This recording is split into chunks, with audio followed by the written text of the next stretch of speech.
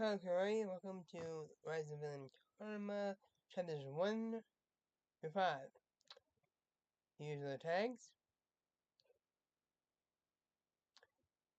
and some characters.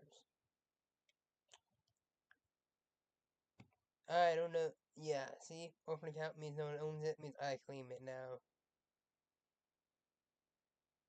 The Rise of the Villain Emperor, Karma. We all know of the story of how one Izuku Midoriya became the greatest hero of them all. But what if that's not the case? What if society had a hand in destroying a promising child's future, all to prop up a lie? What happens when the child is denied all aspects of life, until he eventually cracks and decides to end it all?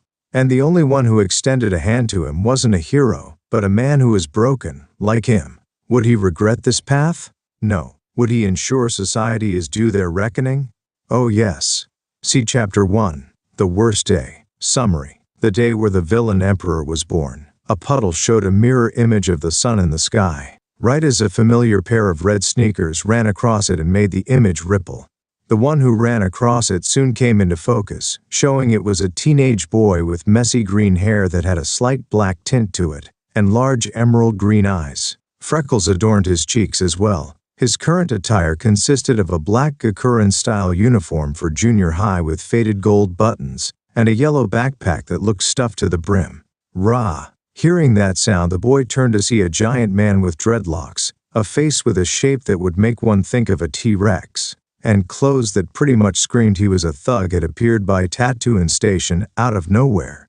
Whoa, that's one huge villain, Izuku said, looking excited. What was happening right now wasn't some special effect, a giant robot, or a projection being used for an action movie. It was real. This was an actual villain that had an actual superpower. No one knows how it all started, just that it began during the year of 2025, in the Chinese city of Qingqing. A small power surge happened one late of night and caused all the lights to turn off for 10 minutes, making a newborn baby in a hospital's nursery start crying out of fear. It was expected that the baby would have stopped once the lights eventually turned back on. However, this wasn't what happened, as only 2 minutes after the lights went out, the baby's father, who was watching them at the time and stayed when the power went out, saw the child glow. He caught the phenomenon on camera, and soon, scientists were rushing to figure out what caused this. This question was left at a stalemate for years, only to be answered when children across the globe who had been born after the luminescent baby started showing weak, yet unnatural abilities around the time they turned 4 years old. While the answer of why this was happening had yet to be answered, and wouldn't be discovered for years to come, one thing had become clear to the entire world. Superpowers were no longer a fantasy. It's been more than a century since these quirks, as the world eventually decided to call them, manifested into the world. With these powers marking the next stage in the road of humanity's evolution, society itself had changed to become like the comics and anime of old, as those who abused those powers became the first villains. In turn, this caused those who fought for justice to become the first heroes and making it the newest job profession. "Out of my way," the thug screamed. He swung his arm, causing bystanders who had begun watching the scene to gasp as debris to fall towards them. However, before it could land on and hurt anyone, "No, you don't," someone shouted. Rushing under the debris in question, a man held up his arms and then jumped to catch it. He had a square jaw which jut out a notable amount, small eyes, and short white hair that spiked out behind his head. His hero costume consisted of a cyan cardigan, which exposed his muscular chest and pectorals, dark blue pants with white stripes down each side, and plain black shoes. The real theme behind his outfit, however, came from the large headband with a yellow and black striped caution pattern, along with matching wrist guards, and a belt around his waist which had a square and a triangular decoration sitting in its center. "All right, way to go, Death Arms." A nearby police officer soon saw a rope of water pass by, with some parts of it taking a wheel shape with an X shape inside as another hero arrived. "Please, stay back. This area is far too dangerous," he warned. The man in question had a hero costume based on a firefighter, from the yellow jacket down to the red fireman hat, with his hero identity defined by the white mask with a single orange bead embedded in the center. A thin cannon was strapped to his left shoulder and attached to a red water tank on his back, showing where the water from his quirk was coming from. "Whoa, The rescue specialist, Backdraft, is here. He'll keep us safe." Seeing the two heroes gathered before him, Midoriya moved to the front and unzipped his backpack, taking out a notebook labeled Hero Notes V14 on it. As he opened it, preparing to write down anything he saw during this fight, another hero swooped in from overhead. "Kamui Woods!" many girls squealed. The man they cheered for was shown to be a hero whose costume was a dark blue bodysuit mixed with wood, along with a mask that made him look like a humanoid tree without any leaves attached to it. He jumped off a light post and jumped near the ledge of the tracks, making the villain swing one of his arms at him. Kamui was quick to dodge, making the villain growl and look towards him with a strong glare. "Get away!" the villain screamed. Kamui Woods stretched out his arms, which began to stretch out. Using his quirk, he swung himself onto another part of the track and situated himself there for his next move. "Wow, he may be new, but he's already making a big name for himself," Izuku cheered, already excited. A man standing by him with plus-shaped horns on his bald head let out a chuckle after hearing that, looking at Izuku with a knowing expression. "That dopey grin is enough to tell me what you are. A fanboy," he stated. "Yeah, sort of," Izuku admitted, looking away in slight embarrassment. Jumping ahead, Kamui stretched out his arm again to try and restrain one of the villain's arms, only for the thug to roar and toss him around before Kamui released his grip and fell onto the nearby terminal's rooftop. "Assault, robbery, and illegal use of your quirk during rush hour traffic. You are the incarnation of evil," he stated. Part of his arm stretched out, which made many recognize his next move. "Here comes his special move," Izuku exclaimed, pointing towards him. "Lacquered chain prison." The villain soon felt his entire body constrained by wooden binds, seemingly defeating him, until his angry expression visibly strained itself to the point everyone saw him go from enraged to furious. "If that's how you want to play, then I'll break you, toothpick," he roared. His skin gained a red tint as his size grew even larger and his eyes became fully white. Kamui's eyes widened as the binds of his special move were ripped apart, and the villain threw a right hook towards him. Canyon Cannon, only for something noticeably but not that much larger to kick him in the face, knocking the thug off the track as his size regressed. Midoriya and the man next to him, along with Death Arms and Backdraft, immediately turned to look at what Kamui Woods himself was now staring at. He stuttered. Landing next to the villain, the giant object was revealed to be another hero. This one being a voluptuous young woman who had purple eyes with white pupils and long, creamy blonde hair that reached to her waist and two shorter strands that framed her face. Her costume, which easily showed off her curves and beauty, was a purple and pale tan-colored skin-tight bodysuit, which is accented with orange stripes. It was paired with purple gloves and boots that both cut off in a deep V-shape by her elbows and thighs respectively. The suit's top also had three peculiar orange diamond-shaped dots under her chest, and a purple domino mask with protrusions shaped like ox horns on the sides. "Money shot, money shot, money shot." Izuku turned as he heard multiple men with cameras repeated that while taking photos of the heroine, making him move away slightly. "And that is how a new hero should make their debut," the heroine stated. She soon turned to the male crowd that was still taking pictures of her. "Hey there everyone, you can call me Mta Lady, the world's next hottest hero." The newly revealed Mta Lady greeted, winking at the end. More men began taking pictures. Kamui Woods continued. The police soon apprehended the villain, all while Mta Lady stood beside him and waved to the crowd. This all happened while Midoriya flipped through his notebook, showing a page for Kamui Woods as he opened to a blank section and began sketching Mta Lady onto it, soon followed by information. In no time at all, details on her quirk, her fighting style from what he saw, her strengths and possible weaknesses, had all added to its pages while he mumbled to himself. Her gigantification may or may not have a set limit. While she would be good for fighting larger villains or preventing the collapse of large structures such as buildings, she could easily cause damage if she isn't careful when she grows larger or depending on how she navigates. "Perhaps she'll see more work outside of cities?" Izuku continued mumbling. "Taking notes over there, fanboy? It sounds like you want to be a hero too," the same man noticed. Izuku paused and then looked at him with a smile. "Yeah, more than anything," he stated with confidence. "At least, that's what it looked like on the outside, but on the inside, he was feeling anything but confident." Following the villain attack, Izuku finally made it to his school, Aldera Junior High, where class soon began.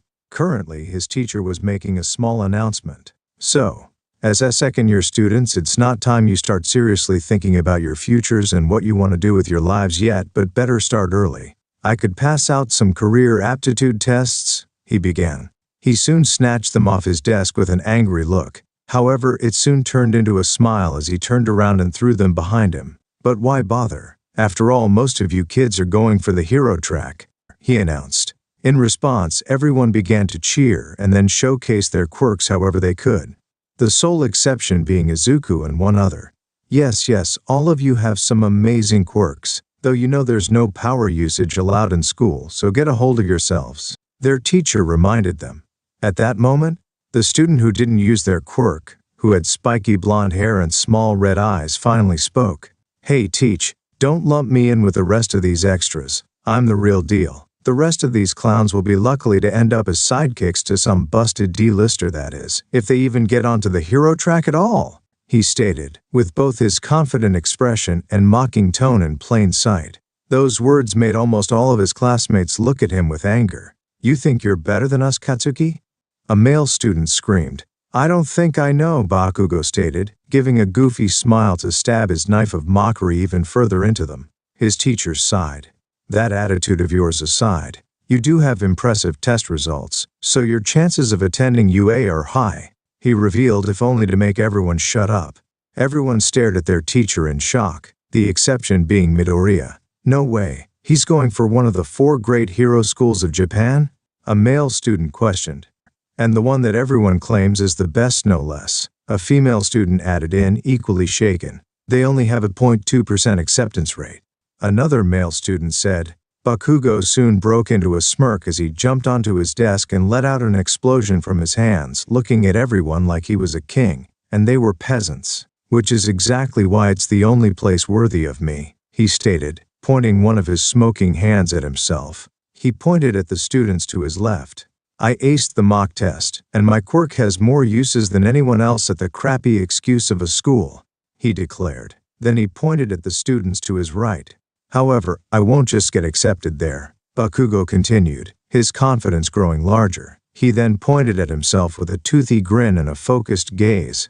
I'll become the one who surpasses All Might himself as the #1 hero. The only thing standing in my way of that goal is my last year here and graduating from there, then taking the hero scene by storm, Bakugo announced, still grinning. Realizing that what he said only made things worse, the teacher decided to take a gamble by saying something else, hoping it wouldn't go as badly as he expected it to. Oh yeah, Midoriya wants to attend UA as well, he revealed. Bakugo froze as Izuku flinched, as his classmates slowly turned to look at him.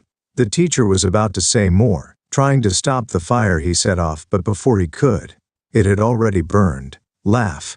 Aside from Bakugo, who was still standing in place, frozen by the words he just heard, his entire class began to laugh at Izuku.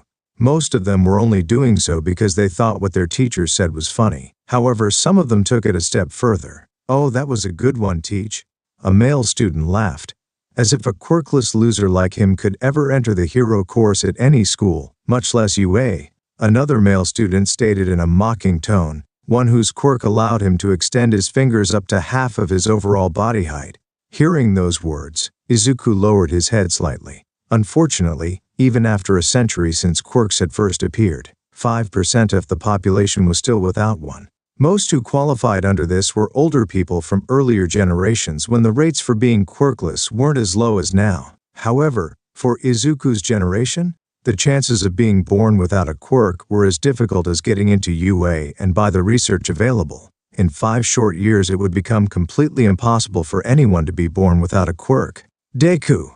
The boy screamed and fell off his chair as Bakugo turned towards him and let off his quirk. Even though he wasn't anywhere near Izuku, he was familiar enough with the short-tempered blonde's quirk to react when aimed in his direction. Aside from the 2 who were mocking him, the rest of their class now showed looks of fear and/or horror.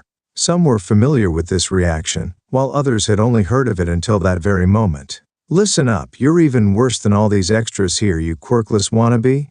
Do you really think they'd take someone like you when they could have me? Bakugo said with a wide scowl on his face. As Midoriya tries to explain his reasoning, Bakugo slams his hand down, setting off an explosion that knocks the cinnamon bun off his desk. Come on, Deku, the maniac towers over the cowering boy. You're totally quirkless, and you think you can rub shoulders with me? Midoriya futilely scoots away. Wait, no, Kachan. I wasn't trying to compete with you. Not at all, it's just been my dream since I was little, and there's no harm in trying. Try what, the entrance exam? Sparks and smoke from Bakugo's palms threatened to end the boy's very existence. What can you even do? Said boy looked down at his feet as he shrank down in place. Get back in your seats, you two. I have to actually teach now, their teacher stated. The two went back to their seats. As class officially began after that mess, Midoriya tightened his fist as he held a poker face. Despite what Bakugo had said, Midoriya hadn't given up. He had no intention to give up on entering UA High's hero course. Except, was that even possible for him? It was the end of class, and Izuku had planned to just go home like usual when Bakugo and his lackey stopped him. Stealing his notebook from him, Bakugo held it away from Izuku, a cold look on his face. I don't know what you're doing, Deku, but we're not done, he said, waving the notebook in Izuku's face mockingly. One of his lackeys looked at the notebook before asking, What you got there? Don't tell me you're taking notes on how to be a hero? The other asked, but it was more of a statement. It's so pathetic. They both laughed. He's delusional. They continued to chortle. Yeah, real funny guys, just give it back. Before Izuku could reach out a hand and retrieve his notebook, Bakugo used his quirk to explode it, throwing it out the window. That's so mean, Izuku cried, mourning the loss of his notebook. Most first-string heroes show potential early on. People look at them and just know they're destined for greatness. When I'm the only student from this garbage junior high to get into UA, people will start talking about me like that. They'll realize I'm legit, the next big thing. That's not ego talking, I just know I'm good. Bakugo explained like it was fact rather than his big head talking. Apparently his lackey agreed as a sing-songed. Ego escaped his mouth. Then Bakugo smiled. Izuku didn't like that smile. It was a smile promising pain and punishment if Izuku didn't do as he said. Here's a little word of advice, nerd. Don't even think of applying. Or else. Bakugo placed a hand on Izuku's shoulder, and he could feel the explosions burning into his Gakuran. The smoke made him a little dizzy, but he was used to it now with all the bullying over the years. As if he'd just finished imparting an order, Bakugo stalked out of the classroom, lackeys in tow. That's just sad. I thought you had at least some fight in you. Lackey no one said as he walked out behind Bakugo. He finally gets it. He'll never be a hero. Better to find out now instead of later, I guess. Lackey no 2 added as they kept walking, throwing a glance back at Izuku.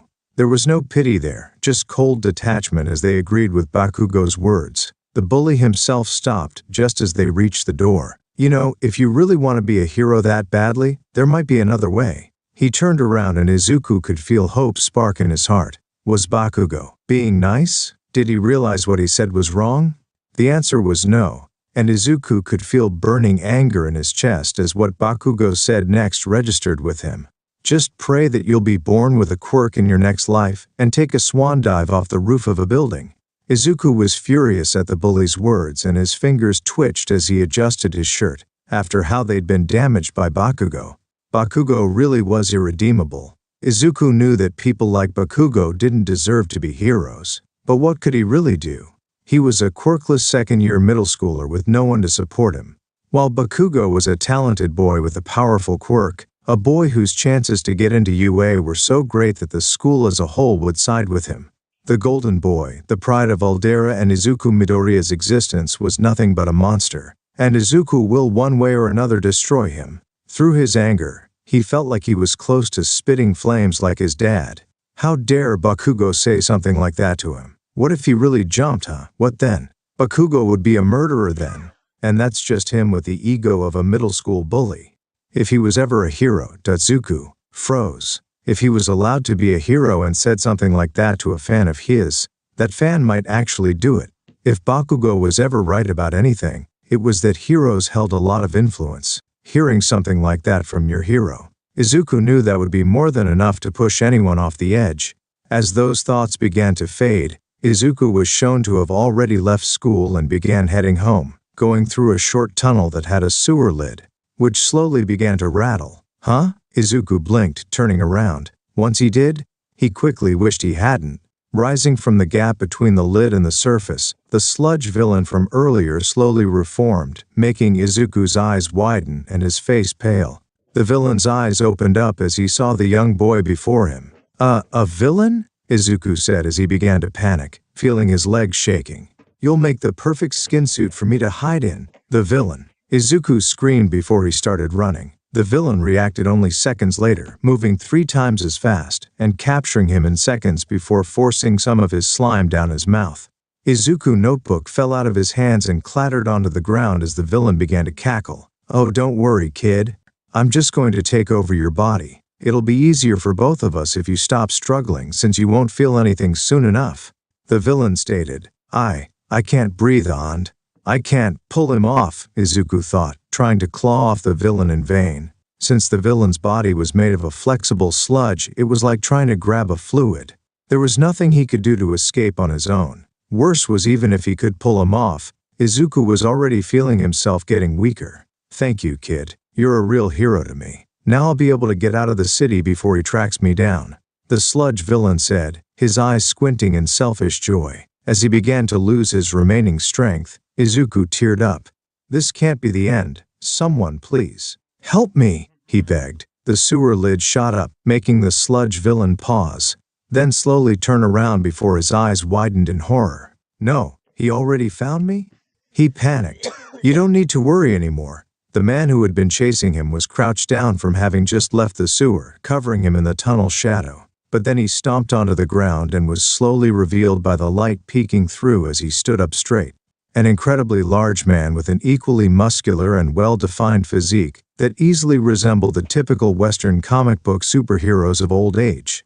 His hair was short and blonde in color, and swept backwards with 2 distinct tufts that stick up above his head, leaning slightly to each side like a giant V on his forehead, while his face had a bright smile and blue eyes that were unseen due to being shadowed by his strong expression. Right now he wasn't in his hero attire, wearing nothing more than a white shirt, green khakis, and plain brown shoes while holding the same bag of groceries from earlier, though none of it reduced the awe he emitted. Because I am here, All Might exclaimed. The sludge villain panicked and swung his arm like a sideways whip at the #1 hero, only for All Might to duck under it and then dash towards him. The villain then tried again with his free arm. All Might stopped himself with his left foot at that moment before pivoting himself on his right, then threw back his right arm, Texas, which he immediately shot forward, creating wind pressure around the incoming punch. Smash! And slammed it right into the villain's arm. The sludge villain's eyes widened at the overwhelming power, which continued until it struck his own body and started to send his sludge flying. I can't hold together, he grunted as panic surged through him. He let out a powerful scream as his body fully broke apart, which freed Midoriya as he slowly began to fall towards the ground. For a brief moment, his blurred vision looked at All Might's heroic form, with his mind struggling to register the sight. Is to, he mumbled. Right as he finished saying these words, Midoriya began to black out, only for the sensation of something lightly hitting his cheek wake him. Chapter 2. The Worst Day. Summary. The incident that changed a kind boy to a cruel villain. Right as he finished saying these words, Izuku began to black out, only for the sensation of something lightly hitting his cheek wake him. Hey, wake up, hey, All Might asked. Finally, Izuku had regained complete consciousness and looked towards All Might's giant form. Thought we lost you there, he casually greeted. The boy's eyes went completely white from the shock of seeing All Might, his idol, standing right before him, in the flesh. For a moment he thought he might be dreaming, but the lingering pain in his throat acted as the wake-up pinch he would have otherwise given himself. Hey, All Might, he screamed, backing up a little. Looks like you're moving around all right, All Might stated, relieved he rescued the boy without lasting injuries or worse. He let out a playful chuckle. Sorry about back there. I didn't mean to get you caught up in my justicing. Usually I pay more attention to keeping bystanders safe, but it turns out this city's sewer system is pretty difficult to navigate. He apologized. He then let out a playful laugh, all while Izuku just stared with his pupils having turned into small spirals. Anyways, you were a big help, thank you. All Might thanked him. He then held up a pair of cola bottles now containing the villain's slime, and presumably the bit that was what remained of his main body, which he had gathered while Izuku was still unconscious. The evildoer has been captured, he continued. The most amazing hero in the entire world, All Might, is standing right before me. In the flesh, Izuku thought, feeling his mind racing 1,000 miles per second. As he watched All Might, who was still in his pose, the hero's shiny white teeth flashed. He looked so much cooler in person. His mind screamed loudly enough to wake the dead. Izuku started looking for his notebook. I have to get an autograph. Please, don't leave just yet. Let me just find my notebook and grab a pencil, he begged. All Might held out his notebook to him. Oh, thank you, Izuku thanked him. He let out a scream as his eyes saw the next blank section he opened to, where All Might's autograph was already present. He even drew a picture of his eyes and eyebrows next to it for added flair. You already signed it, Izuku exclaimed happily, his eyes shining as brightly as his smile. Izuku immediately began bowing multiple times in a row, doing so at speed so fast that it was a miracle that he didn't hurt himself from it. Thank you so much. This will be an heirloom, a family treasure passed down for generations to come, he stated, ignoring how stupid he looked. All Might simply gave him a thumbs up in response. Welp, I've got to get this guy to the police so they can take care of him, so stay out of trouble, he stated, holding up a hand as his wave goodbye. Izuku gasped, realizing the chance he was about to lose, the chance to ask his idol. Hold on just a second, I have a question I'd like to ask. He put his hand on All Might's shoulder at that moment, who then jumped right into the air, then screamed as he was forced to grab All Might's leg before he was slingshot across the sky. All Might soon felt the unexpected weight and saw the boy holding onto his leg. Hey, what do you think you're doing? I love my fans, but this too much, let go. All Might shouted in shock. I can't, we're flying right now, so if I let go, I'll fall to the ground and die, Izuku replied, his eyelids and mouth flapping in the wind. All Might paused as he realized that. Oh, right, that's a good point, he said, slightly embarrassed. The green-haired kid managed to hold back his screams, then made his next reply. I didn't mean for this to happen. I wanted to ask you a question and tried putting my hand on your shoulder to ask you to wait, but then you jumped. He apologized. Relax, it's fine. This mistake is on me. Now please close your eyes and mouth until we land.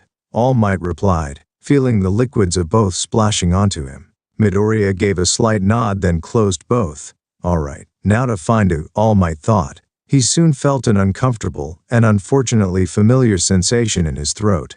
Cough. He brought his hand to his throat right before coughed out a bit of blood onto it. Shit, All Might thought worriedly. Their flight ended as All Might finally landed on a building rooftop with a door leading inside. Once Izuku finally felt the lack of wind hitting him, he let go of All Might's leg and showed his face, which now looked like it had all the life sucked out of it. My whole life just flashed before my eyes, he mumbled while trembling, and that there is why heroes always keep the civilians who watch them fight villains in a safety area. Even though we may be heroes, we're just as capable of hurting people if we aren't careful with our quirks, All Might warned. Izuku, who was still regaining his bearings, lifted up his left hand and made an O with say he understood. You said that you had a question, right? I'll let you ask it, but make it quick, All Might continued. Hearing that, the timid boy snapped out of it and then hit his chest to regain some of the air his lungs lost from all the screaming he did during the first part of the flight. Right.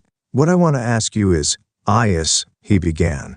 The words had trouble coming out as he remembered some of the things that had been said to him by others. Sometimes, I feel like a failure. That deep down part of me accepts that there's no hope for me, he thought. He tightened his fists. But even so, I can't give up. Not until I know for sure. That's why I have to ask him, he continued, trying to encourage the words to come out. If you have nothing to say, then I have to go now, All Might said, turning around. Is it possible to become a hero if I don't have a quirk? Izuku asked with a loud shout. At that moment, All Might, who had been ready to leave, froze in place as those words echoed through his ears, almost like they hit close to home. Little did either of them realize what those words would lead to. And not anything good. Izuku had just asked the no one his question. Silence followed for a few seconds, and then Izuku decided to continue speaking, with tears in his eyes as he did. I'm just a normal kid among a world of people with powers, and who are special because of them, but Since I first saw you, I've wanted nothing more than to become a hero. Maybe part of me trying to reject the reality that I can't be one, and maybe it's stupid that I still believe there's a chance, but I need to know," he said, lowering his head. Sniffling a little, he looked up again, his eyes briefly shining from his tears. "Could I ever hope to be someone like you?"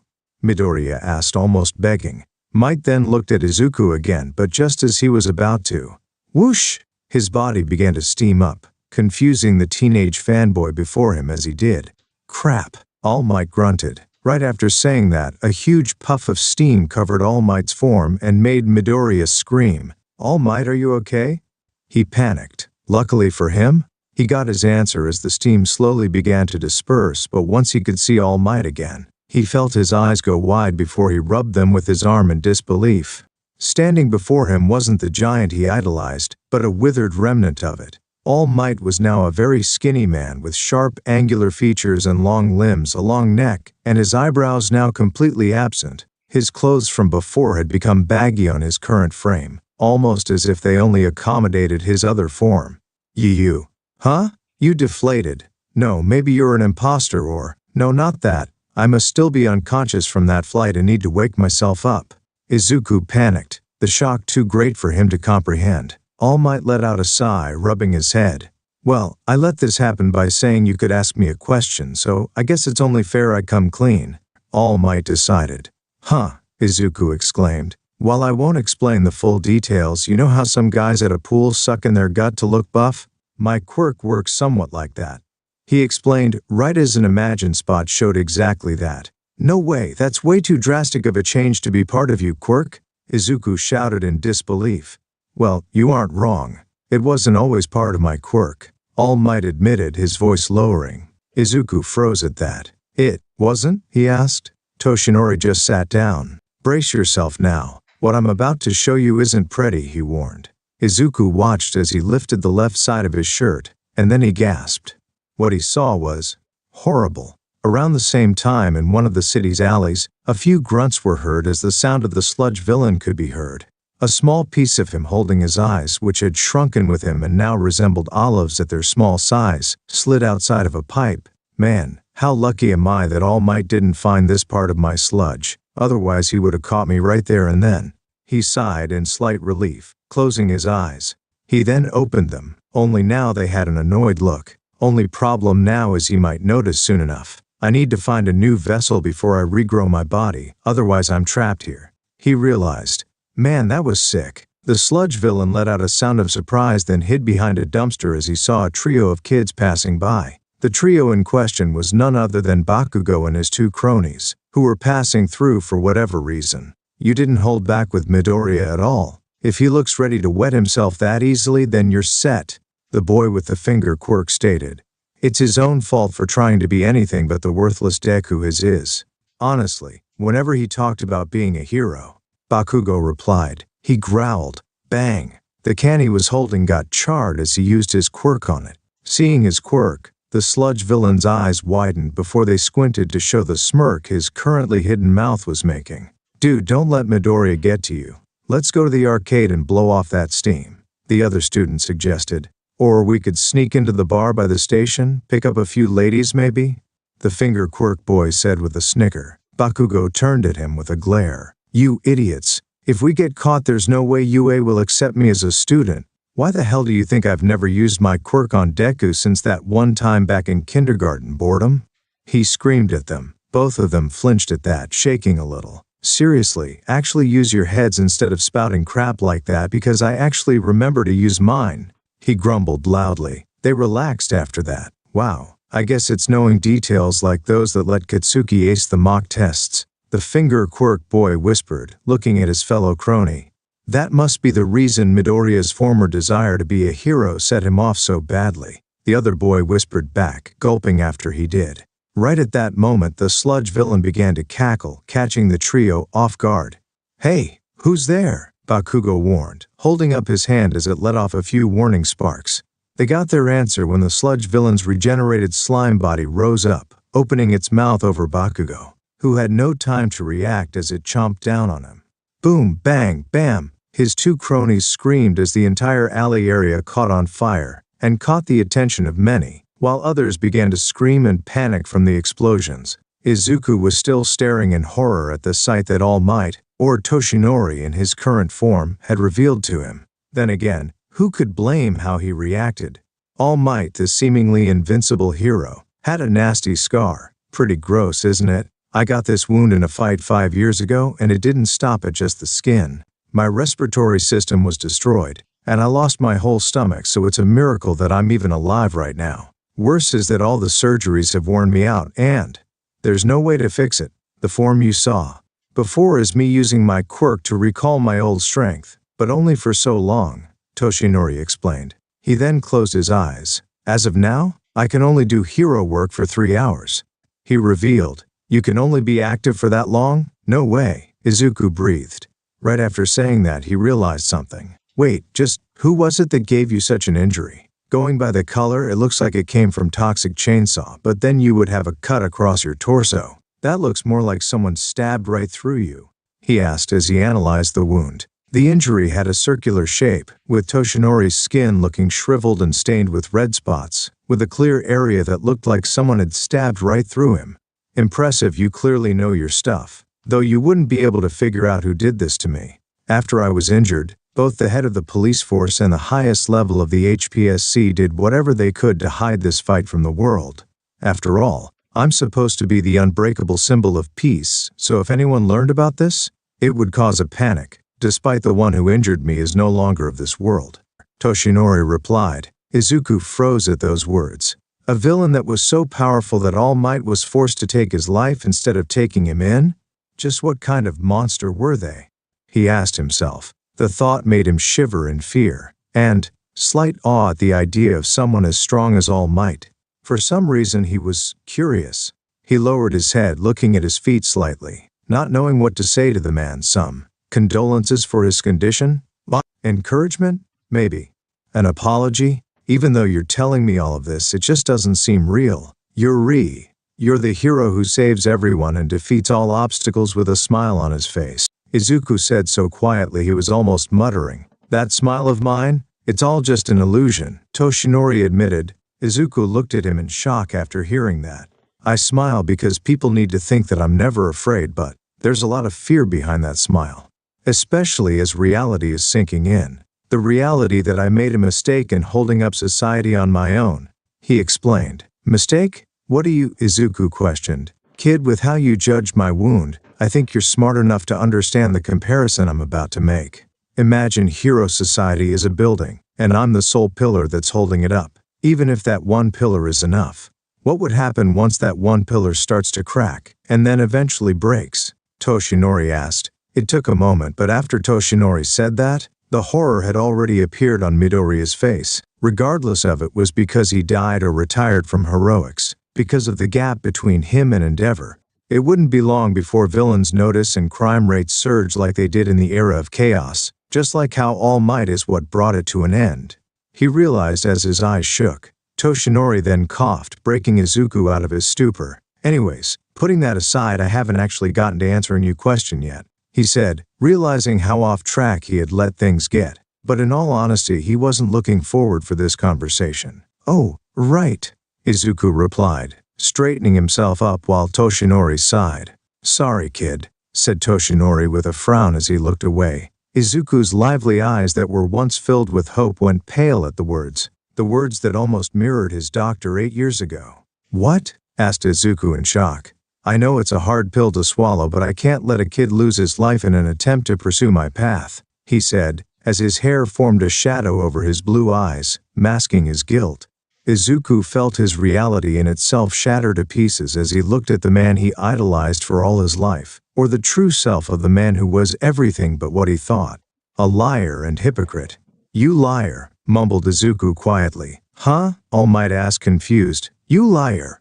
Izuku cried to the top of his lungs as he knelt down to the floor, crying. It was then that an explosion caught both their attention and they looked at the source. Toshinori quickly ran off to the source. Fires raged across the alleyway that Bakugo and his cronies were last in, with the reformed sludge villain laughing as he held Bakugo's body in his clutches, somehow being able to activate the boy's quirk while flailing his slimy body around. Both of Bakugo's cronies were surrounded by flames, unable to move without the risk of being engulfed by their blaze. Yes, I hit the quirk jackpot with this kid. With his power I have the means to take down All Might. The villain laughed manically. He released more explosions as some heroes finally arrived. It was Death Arms alongside a baseball-themed hero and another wearing a white suit, yellow cape, and a helmet shaped like a bird's beak. The three all stared as they saw Bakugo trapped inside of the villain's disgusting form. Damn it, he's taken someone hostage, Death Arms stated, growling slightly at the sight.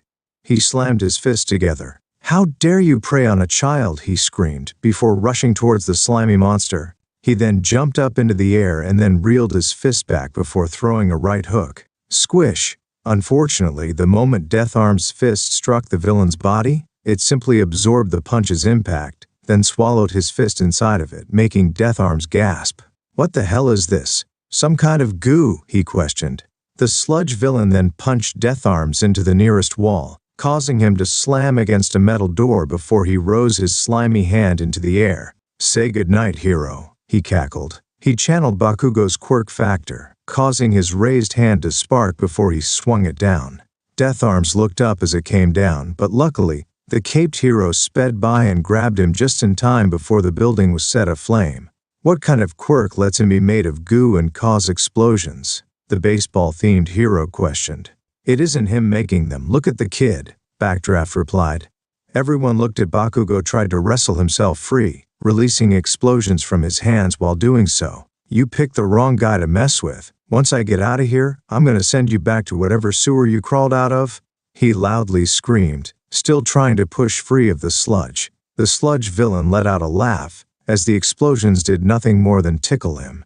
Keep trying, kid, it's cute. I could use the performance before I choke you. He laughed. The slime on his body shifted and grabbed Bakugo again, this time pulling some of his mouth area over Bakugo's to cut off his air supply as he released more explosions from his slimy hands. Kamui Woods, who had tried to grab Bakugo during the moment he got free, was forced to pull his arm back to avoid it being set on fire. Unable to grab him, he instead used the opening to rescue the two cronies and some other civilians. Backdraft, douse the flames near him. I can't save the hostage, Kamui requested, moving those he rescued to safety. I can't, not yet at least. There's still a lot of civilians in the danger zone. Backdraft responded, spraying some flames. We can't get close either. His quirk is making our attacks useless and we'll just get blasted if we try. Even worse is he started suffocating the hostage, Death Arms said, trying to find an opening they take advantage of. A few stomps were heard, causing a woman in the crowd of civilians to gasp and point to its source. Look, it's that new hero mental lady. She'll stop this guy. Hearing this, one of the sludge villain's eyes moved behind him, allowing him to swing his arm towards a tall building structure as Lady approached. A quick explosion caused the building, which had people inside of it, to tilt. Lady immediately caught it, but when she tried to shift her feet to move it to a safe spot, it bumped into another building. Looking to the side, she paled as she realized the situation she was now in. No good. This is a one-lane road. I can't get the traction I need, she shouted. Kamui Woods jumped across the buildings into the damaged building she held. Don't worry, I'll get everyone out, he stated. Damn it, he keeps putting us into a shutout. Are there any other heroes on their way? The baseball-themed hero questioned. It was then that Toshinori finally arrived on the scene, taking a moment to catch his breath, which is when he saw the horror. What? No, I captured him, didn't I? He thought. Looking at the two bottles he contained, which he still had in his pockets, he saw neither had the villain's eyes. This made his own widen in shock. Damn it, he must have known I'd go looking for him, and moved part of his sludge somewhere I couldn't find it. I'm pathetic, Toshinori grunted. Around that point, Izuku had also arrived and saw how bad it looked. Just what kind of villain is doing this? Midoriya thought, moving through the crowd to try and get a better look. He then gasped as he saw it was the sludge villain. No way, but I thought All Might caught him when… Izuku then paused, recalling his sludge was held in not one but two bottles. It didn't take long for him to theorize how he was here now. Part of his sludge must have gotten away, allowing him to hide escape. What else could go wrong? Izuku thought, feeling himself panic. This is bad, none of the heroes are able to do anything. Izuku regretted saying that once he heard that civilian's reply, unaware that wasn't even the worst of it. Can you blame them though? That villain's got access to an exploding quirk from the kid he's got hostage? He froze at that. Exploding quirk? No way, don't tell me. He realized, looking at the sludge villain again. Izuku's eyes widened as he saw Bakugo struggling within the sludge, running out of air. No, he has Bakugo. Izuku panicked. Hey, hold on a second. Isn't that the villain that All Might was chasing earlier? Someone asked. What? All Might, he lost? Another panicked. No way, but he did chase the villain after he went into the sewer. It's possible that he doesn't even know he escaped back to the surface yet. A female civilian replied. The other heroes need him, he better hurry, the second civilian stated, hoping that he'd arrive soon. Toshinori lowered his head in shame. Except, I can't. Damn it, why am I so worthless, he thought, gripping near the area of his shirt hiding his wound. Izuku was also listening and knew that their hopes wouldn't be answered. Because of him. He would have had enough time to show up and stop him if I hadn't wasted it. Worse, none of the other heroes have the right quirks. There's no guarantee others are on the way or have the right quirks if they are, or that they'll even get here in time before Kacchin suffocates. This is all my fault, he thought. As the sludge villain kept laughing, Bakugo's eyes started to roll. Izuku realized what that meant, and felt himself shaking at the sight. As Midoriya stared at the sight of Bakugo's form, something within him began to well up, and before he even realized what he was doing, thud, his notebook fell to the ground, and he began running towards the sludge villain. A sight that shocked All Might, the civilians, and every other hero on the scene. No, stop, you're gonna get yourself killed, Death Arms screamed. But Izuku didn't stop.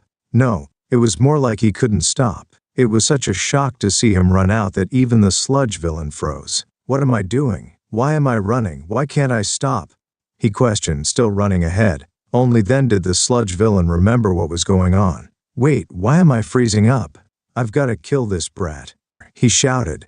What do I do now? Izuku thought. At that moment he recalled the page about Kamui Woods in his notebook. Page 25, right, he thought as he grabbed his backpack and began to pivot. The sludge villain threw out his arm. Smack! Only for it to hit Izuku's backpack, which he threw towards him, causing the All Might-themed pencil case inside to break open and make the pencils inside to fly out, with two flying right into the sludge villain's eyes. My eyes! He roared in pain, closing them in pain. This caused his hold on Bakugo to relax just enough for him to breathe, right as Izuku reached Bakugo. Bakugo, he screamed. The hostage is free. Now's our chance, Kamui Woods shouted. All of the heroes rushed towards the villain. Hurry, we have to save those boys. This thing will kill them, Death Arms shouted. Bakugo finally noticed Izuku, who was attempting to dig him out of the sludge. What the hell? Why are you here? He shouted. I don't know. My legs, they just started moving. Izuku answered frantically. He finally reached his arm and began pulling, though Bakugo's body didn't budge. Get out of here. When will you finally realize that a quirkless loser like you can't be hero? Bakugo roared, glaring at him. Maybe that's true, but Izuku admitted. He closed his eyes as he remembered everything that he had said, or other had said to him, about his dream. Izuku's eyes opened up with tears flowing out of them as he briefly let out a whimper, all of the old memories from his painful past coming back to him in that moment. You jerk! I couldn't just stand there and watch you die, he shouted without any doubts. The sludge swallowed Bakugo again, as the sludge villain's eyes healed up and reopened to glare at Izuku. Damn brat, I'm done playing with you, he screamed. Explosions went off as the rushing heroes were pushed back, and Izuku was knocked to the ground as the sludge villain readied his hand to slam down and splat his green-haired form across the pavement. Toshinori then growled. I have to do something, no matter the cost, Toshinori thought, forcing out his muscle form through sheer will. He then rushed by the crowd and shielded Izuku just in time, surprising everyone, including Izuku himself. We'll talk later, kid, he said. All Might? How are you? He asked. Time to finish the job. All Might exclaimed, cutting Izuku off. He ripped the sludge off his arm with both Midoriya and Bakugo staring at the sight in awe. Damn you, All Might, the sludge villain screamed. He swung his arm out, using Bakugo's sparks once again. Detroit. He grabbed Bakugo, and then punched right through the explosion that was released, surprising the sludge villain as his fist neared his face. Smash! All Might ripped Bakugo free as the punch hit the sludge villain, and then grabbed the area of his body where his eyes were. The rest of him was destroyed as his punch's force was able to create a tornado. Memtalady dropped to the ground, helping Kamui Woods cover some of the civilians from the wind, while the remaining heroes shielded the civilians on the opposite side until the cyclone's winds came to an end. Once they had, All Might panted a little, with everyone watching him in awe, unaware the sky had darkened until it began to rain. "Rain?" one civilian said. "Look at the clouds, they're moving," another person pointed out. "That wind, it changed the weather," Death Arm said in awe. With those words, everyone began to cheer at All Might's victory, leaving all the other heroes to stare at the hero who was leagues above them. Did that really just happen? He changed the weather with one punch like it was nothing, the first person shouted. All Might soon caught his breath, struggling to hold his muscle form while the public was watching him, and then glanced towards Izuku's frozen form and internally frowning. Shortly after, the sludge villain's remaining piece went into All Might's bottles, which was then contained by the police. Midoriya was on his way home, expecting his mother would freak out.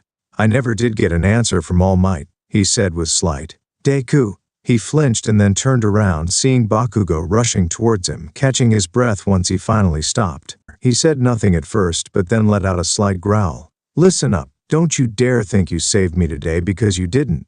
You did nothing. Don't change your mind about applying to UA's hero course after this, that's my only warning to you," he screamed. Bakugo then turned around and began walking off, leaving Midoriya to stare at him in surprise.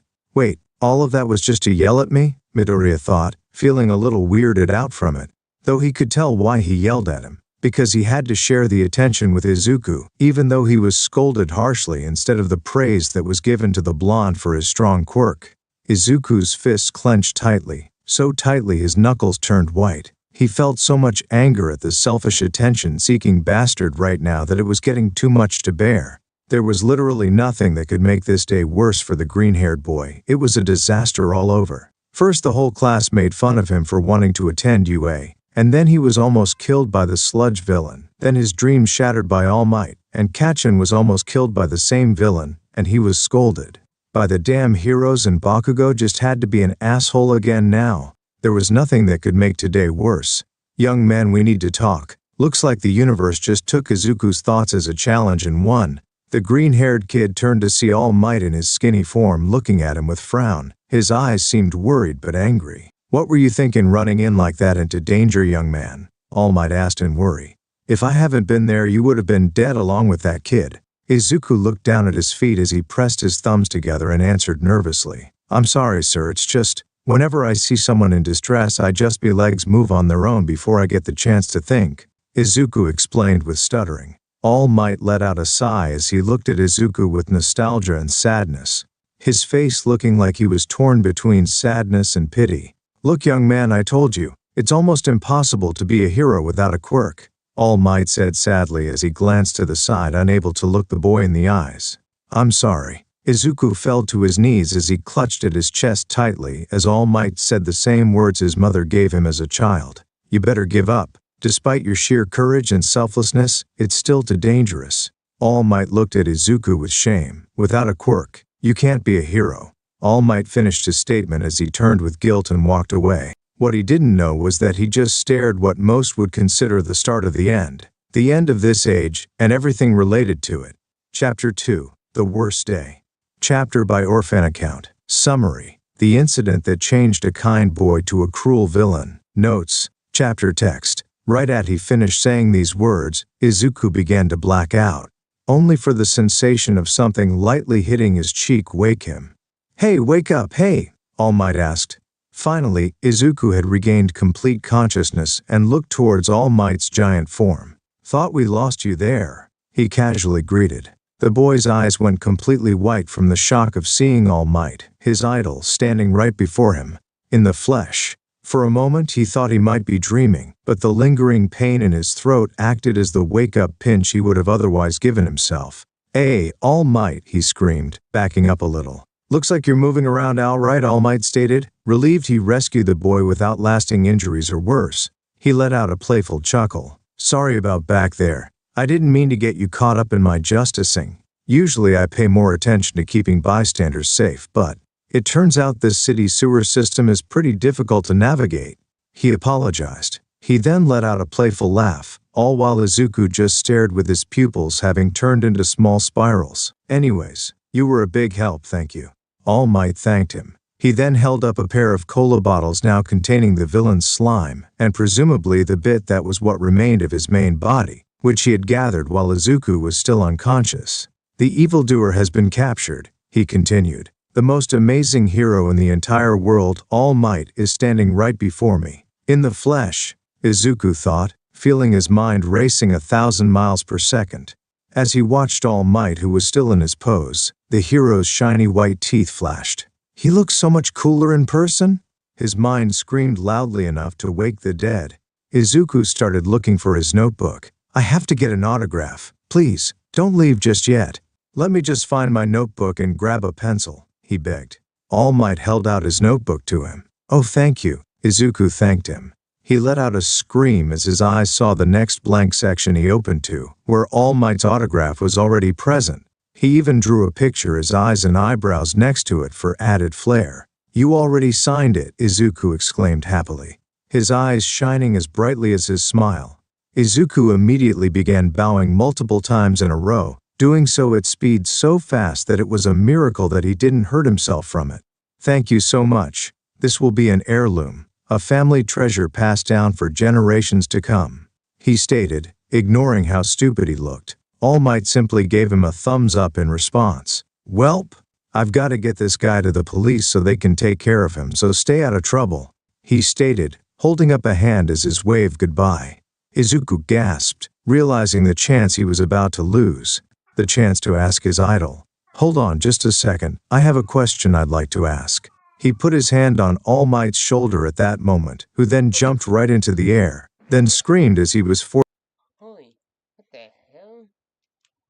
Did of course did I accidentally copy and paste something lately?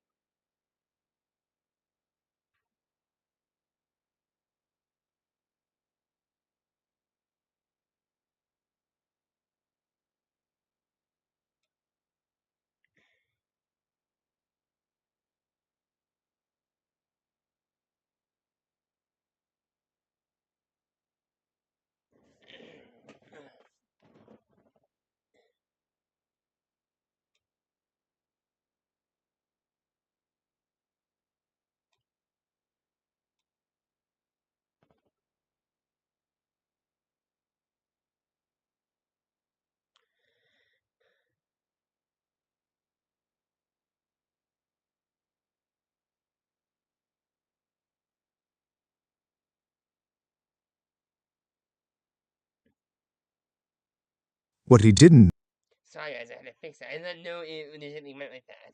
Let's continue though. know was that he just stared what most would consider the start of the end. The end of this age and everything related to it. Chapter 3, The Distasteful World. Summary. Izuku's life is flipped upside down, and he suffers to the point of breaking, and realizes the faults of this messed up world. I'm sorry. Izuku fell to his knees as he clutched at his chest tightly as All Might said the same words his mother gave him as a child. You better give up. Despite your sheer courage and selflessness, it's still too dangerous. All Might looked at Izuku with immeasurable shame. Without a quirk, you can't be a hero. All Might finished his statement as he turned with guilt and walked away. It's alright to dream, but you have to be realistic. There are other jobs you could go for. The barely hero left with a look of absolute guilt, like he did something that will eat at his consciousness forever. Which will, but in the way he thought. As the blonde hero left, Izuku was still on his knees crying, dwelling in his sadness, misery, and despair, tears flowing from his eyes like rivers as he sobbed desperately. Sorry kid, you better give up. The doctor's words echoed in his head. You better give up, Deku. Bakugo laughed in cruelty. I'm sorry, Izuku, his mother cried out as she sobbed. It's impossible. Without a quirk, you can't be a hero, All Might said. Izuku stood up as he wiped his eyes from all the tears. He won't give up so easily. No, you shouldn't be disheartened this easily, Izuku Midoriya, Izuku declared with determination. Like All Might said, even if you can't be a hero, you still have many other jobs to aim for. So don't give up. Izuku dusted off his clothes as he started walking to his home. Even if his dream is over, that doesn't mean that life is as well. He can still do many other things. It might not be a direct route, but I can still help others. It's too early to give up, Izuku exclaimed as he started walking home. Little did he know he was going to see how distasteful this world truly is very soon. Home was never more welcoming, but at this point, anything was more welcoming than what he went through. It was not easy to hold back your tears in front of your mother or your idol. The man that you looked up to for all of your life turned down your dream. It was emotionally draining to say the least. Izuku, is everything all right, sweetie? Inko asked in a worried tone. Yeah, everything's all right, Izuku said as he took off his shoes, then rushed to his room hoping his mom wouldn't notice his injuries. He reached his room, his only safe haven, but it looked different. Everything in that room that he loved her so much, that he spent his entire life decorating, disgusted him. But he knew. It wasn't the room that changed. He was the one that changed. He laid in bed, rethinking all of his life's decisions, and cried. It wasn't his fault he was born quirkless. He didn't want that. All he wanted was to have a great quirk and help people. Is that too much to ask? Is that a crime that the world decided to put him in torment for the rest of his life? Then there was a knock on the door which filled Izuku with dread. Izuku, honey, I saw the news. Are you okay? Inko asked in worry from behind the door. And Izuku let out a groan of absolute despair. Why did she have to find out about this? Honey, his mom called again. I'm fine, Mom. Please, just leave me alone for a bit, please? Izuku asked, his tone filled with despair and sadness. There was a short pause after the green-haired boy's question. Then the sound of footsteps getting farther away was heard, and Izuku let out a sigh. He was tired. He felt tired. But he also felt empty in the inside after. He got his dreams shattered like this by the known hero like that. He didn't know what else to do. Sure thing, he decided he could still help other people somehow, but he didn't know how to do that. After some time of thinking of what to do, he drafted into a complete opposite subject from his future, his past. His goddamn past with that bastard Bakugo. If you want to be a hero so bad, there might be another way. Pray you'll be born with a quirk in your next life, and take a swan dive off the roof of a building. Bakugo called out with a laugh. All of Izuku's sorrow, sadness, despair, and pain became something new. Hatred. Hatred to the bastard who hurt him. Hatred to the teachers who did nothing. Hatred to the people who would look at him in disgust the second they find out he was quirkless. Along with rage, pure unadulterated rage that was bubbling under his skin, threatening to explode outwards. Seriously, was that such a huge crime these days that he was treated like this for 10 fucking years? He really wanted to get back at Bakugo, but he was realistic enough to know that this wouldn't happen in his wildest dreams. Bakugo was his polar opposite. Everything Izuku was not. Strong, confident, popular, with a fucking quirk. So how in the name of God could he get back at him? Izuku shook his head as he got up from his bed with a sad look. No need to waste his time on such things.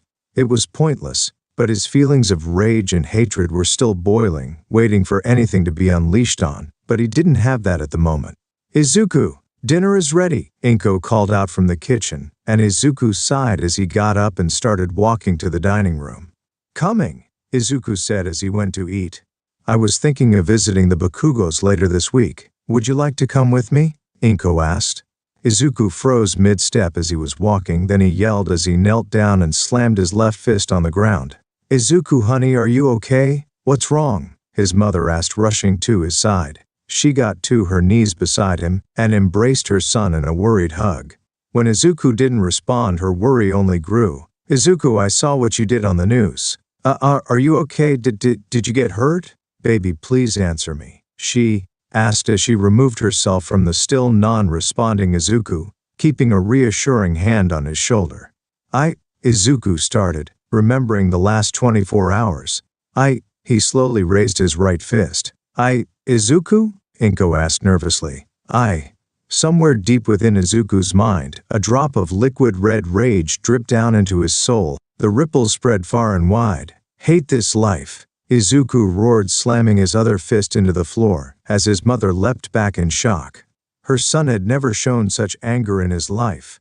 Izuku, what? She couldn't finish her sentence before Izuku yelled again. I fucking hate Bakugo. Now Inko was even more shocked. She had never heard her son swear before.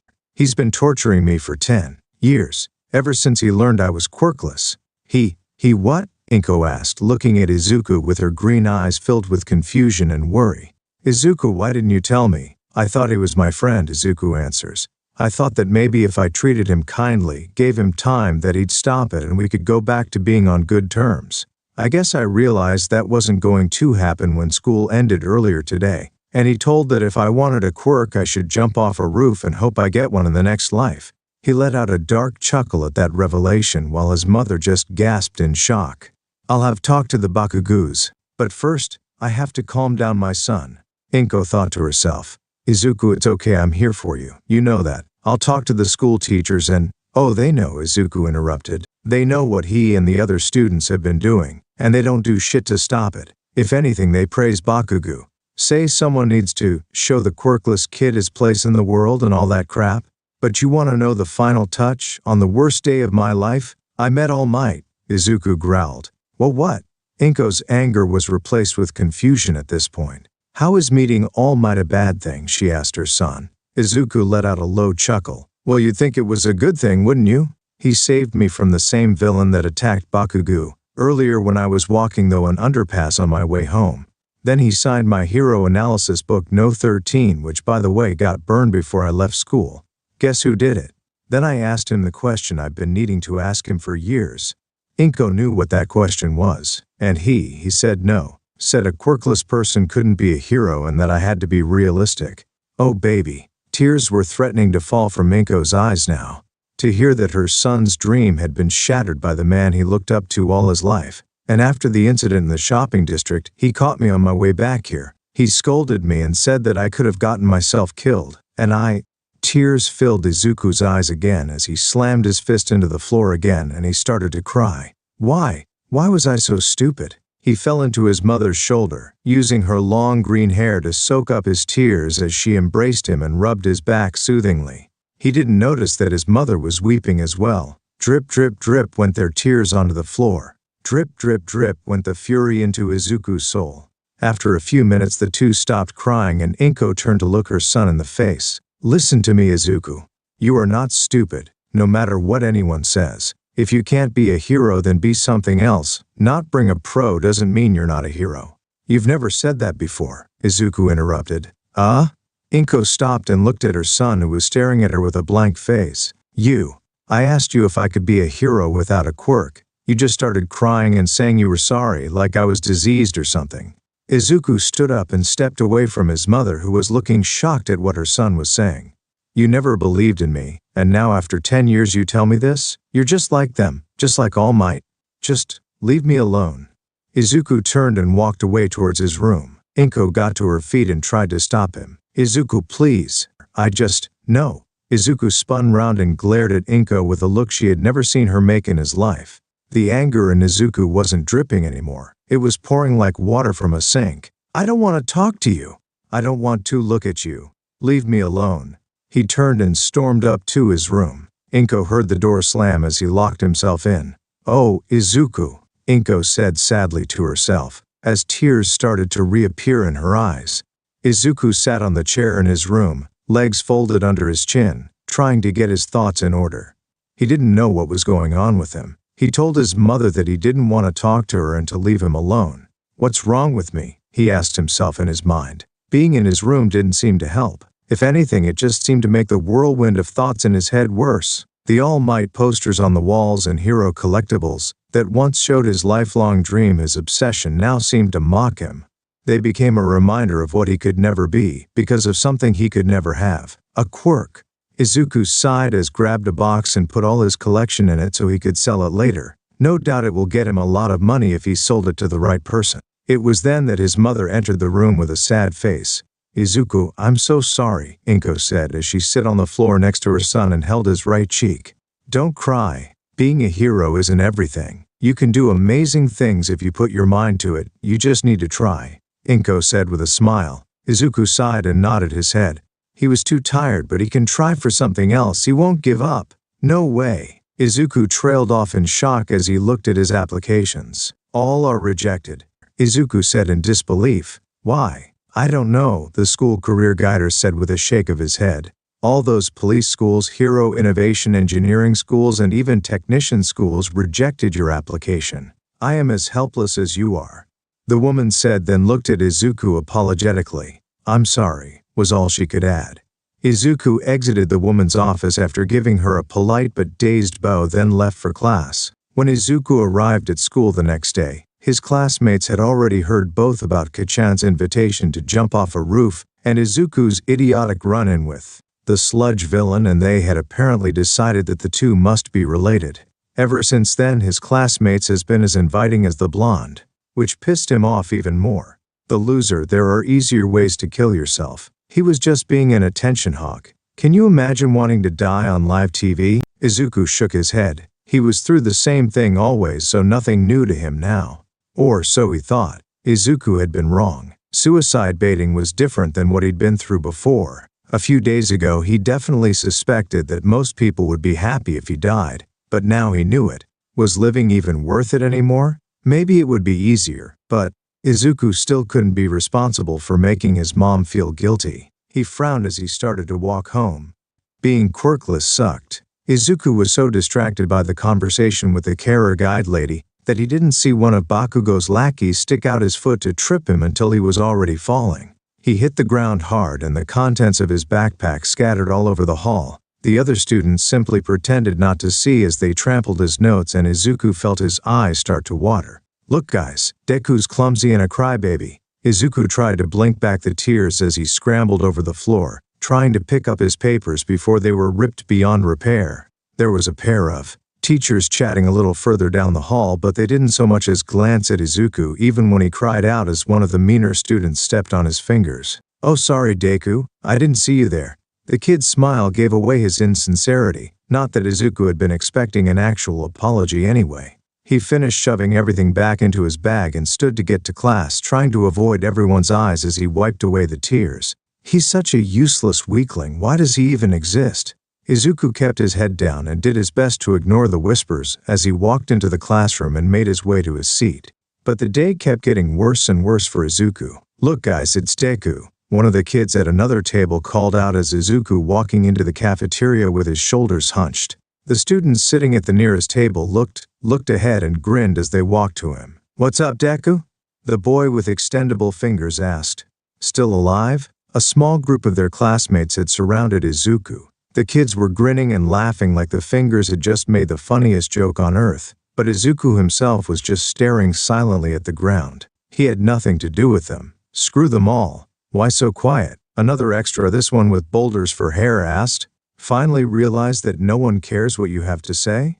Izuku internally growled at that. Seriously, breaking his fingers when he uses his quirk was ridiculously easy. It's much easier than when they are at normal size. Well, it was about time he did. No one cares for what a quirkless loser who wishes to be a hero has to say. The boy with the popping out eyes said, seriously, his quirk was the worst. Izuku could grab a knife and cut the nerves off and he wouldn't have eyes. Or maybe you'd like to gather attention before you try to get yourself killed again? The girl who could barely lift her fucking phone with telekinesis said. God, she was as bad as eyeballs. He could just grab a knife and stab her. What good was her quirk? Aside from Bakugo, they weren't any better than him. Wait, they weren't better than him. So why the hell did he have to suffer like this? Was being quirkless this bad? Was it such a serious crime? And why was he rejected like this by schools? His grades were enough. Was it because he was quirkless too? How could Hero Society get to this point? Featuring the footage of a quirkless boy running in to save another boy from a villain while the hero stood by and did nothing. Izuku and his mother turned to the TV to see the news playing footage of his encounter with the sludge villain.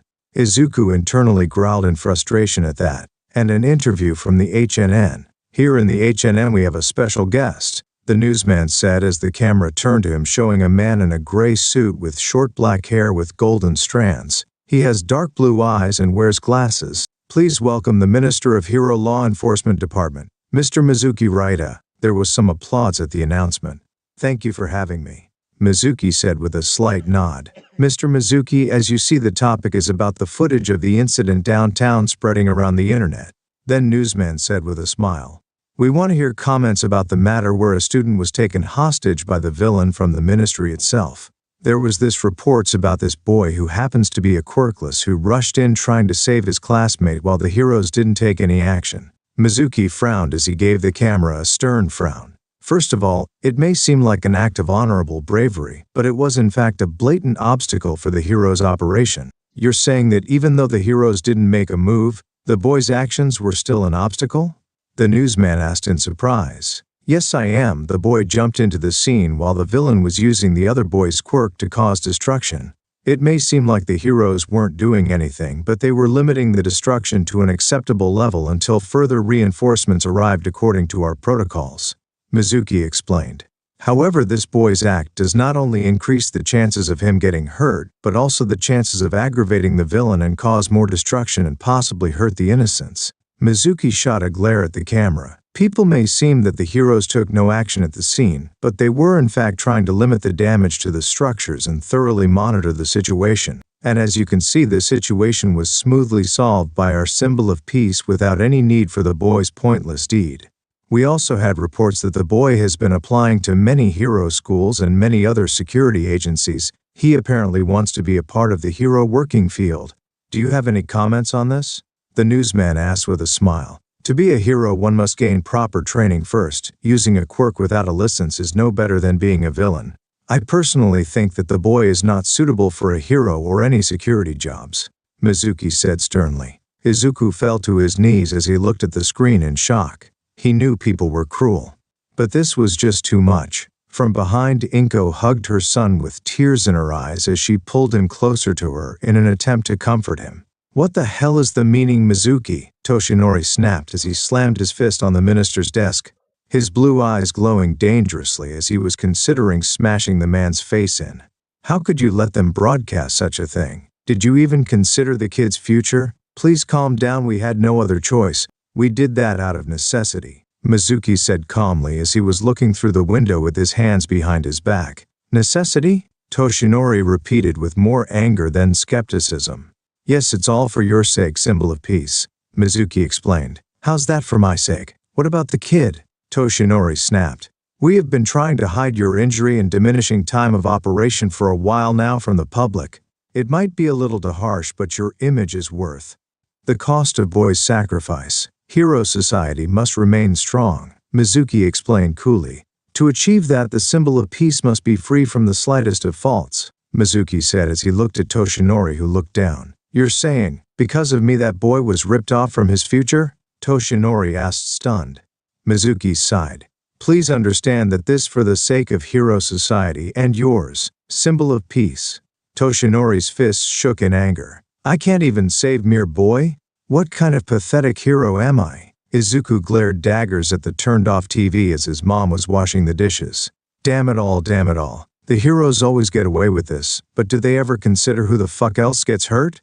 Izuku paused at that. Who was getting hurt? It wasn't the heroes, it was probably the villains. But what about everyone else? Izuku sat there silently. Everyone else, huh?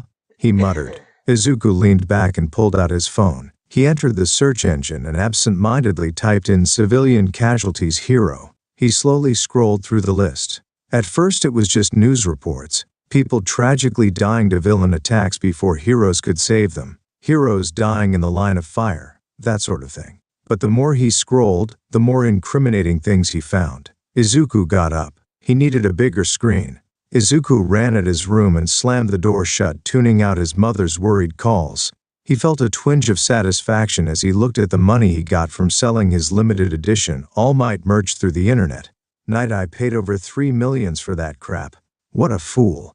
Izuku ignored the feeling and went for his computer. When it logged on, he entered the same thing he did into his phone and scrolled through a few pages till he found the interesting parts. It was an old report, a small story in an independent newspaper about a number of accusations that number 2 hero Endeavor was doing more harm than good. People who had been horrifically burned by the pro-hero. He wondered how this story hadn't circulated more. He looked into the paper. He really wished he hadn't. The story on Endeavor had come from an issue before it was announced it was closing down operations. As it turns out, the newspaper was sued because of the story but settled out of court. Their crime was defamation. The Hero Commission had issued the lawsuit and the resulting payout had crushed the newspaper and run them out of business. The story was buried. It wasn't the only story that ended this way. A journalist was fired from a fairly high position in his newspaper for issuing a story about a number of sexual assault allegations involving pro-hero, Midnight. Another was a collection of heroes whose reckless behavior had killed innocents. This paper was crushed as well. All Might's name came up a few times in that story. Other stories included how some petty thieves had their arms crushed beyond repair for stealing some money for their family. Another involved the straight-up murder of a suspected villain in his own home, but because he was thought to be working for at the time wanted organization Villain Factory, all charges were dropped. The sun long set before Izuku took a break. He looked at an image of All Mights that popped in his phone. "How many lies have you been involved in?" he muttered. The Hero Commission was corrupt beyond repair, rotten to the core. The people had been led to believe that the heroes were paragons of justice, but that couldn't be right. Not from all he had read. All the proof was in those articles. Images of people who were suffering not because of villains abusing their powers, but of heroes doing the very things they were supposed to be protecting others against. Children idolized them, wanted to be them. He wanted to be. The realization hit Izuku hard. He felt hot. Far too hot. He also felt sick to his stomach. He grabbed his backpack and filled it with his precious notebook MS, then wrote a note apologizing to his mom, then pulled the money and ran to the door. "Izuku, honey?" his mom asked him in worry. "Where are you going?" "I'm going for a walk." Izuku lied. He went to her and gave her a hug, confusing her. "I love you so much," he said, then bolted outside the apartment. "Why?" Izuku shouted at the top of his lungs as he stood on top of a building. The same building where All Might crushed his dreams like they were nothing. "Am I a T-fault for being quirkless?" Izuku roared hatefully. Izuku looked down at the city lights. It looked beautiful. A nice one last view if you ask him.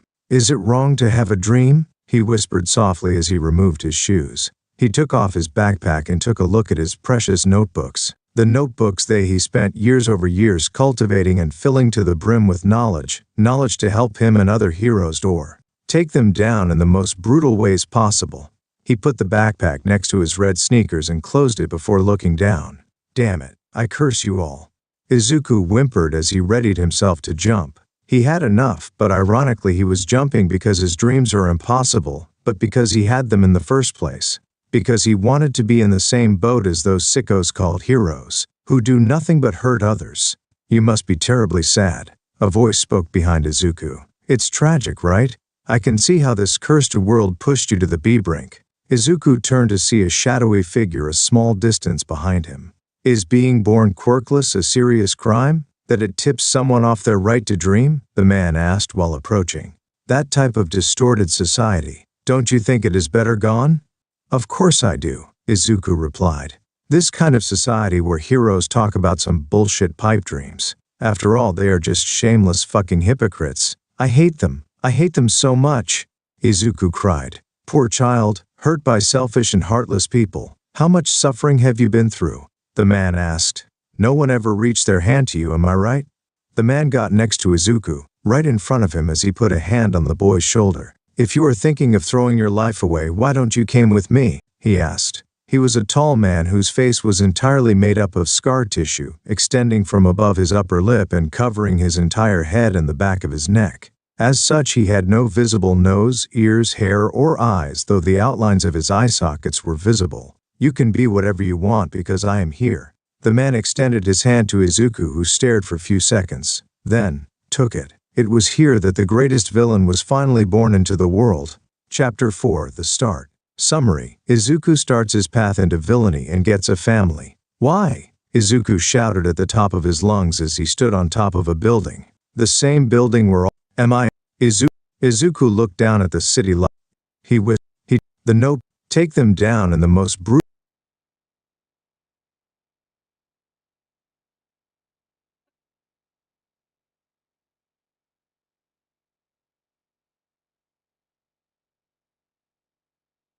"Thank you," Izuku murmured with a weak, broken voice, almost like a whisper. He felt so tired, so exhausted, so one with everything. "Don't mention it, my boy. Why don't you put your shoes back on and sit down? We have a lot to talk about." the man suggested gently, and Izuku nodded at the suggestion. He was too tired to argue anyways, and he couldn't care less for the man's scary looks. The green-haired boy put his red sneakers back on as he looked at the man. His appearance was strange, but Izuku could tell it wasn't his natural look, but from an accident of the sorts. As Izuku put on his backpack, one of his notebooks fell to the ground, and as he went to grab it, the man did so first.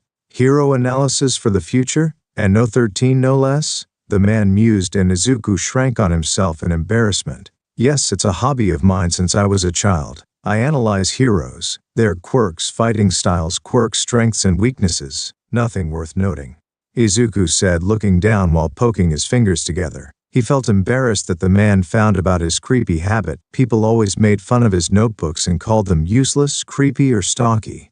This is truly a work of art. Izuku perked up at that. Why would you think this is nothing? I'm very sure that this could help in the rise of multiple heroes further their downfall. The man said the last part with a suggestive tone, a very sadistic one. Izuku for some reason liked the last part a lot, honestly. Sir, not to be rude, but who are you?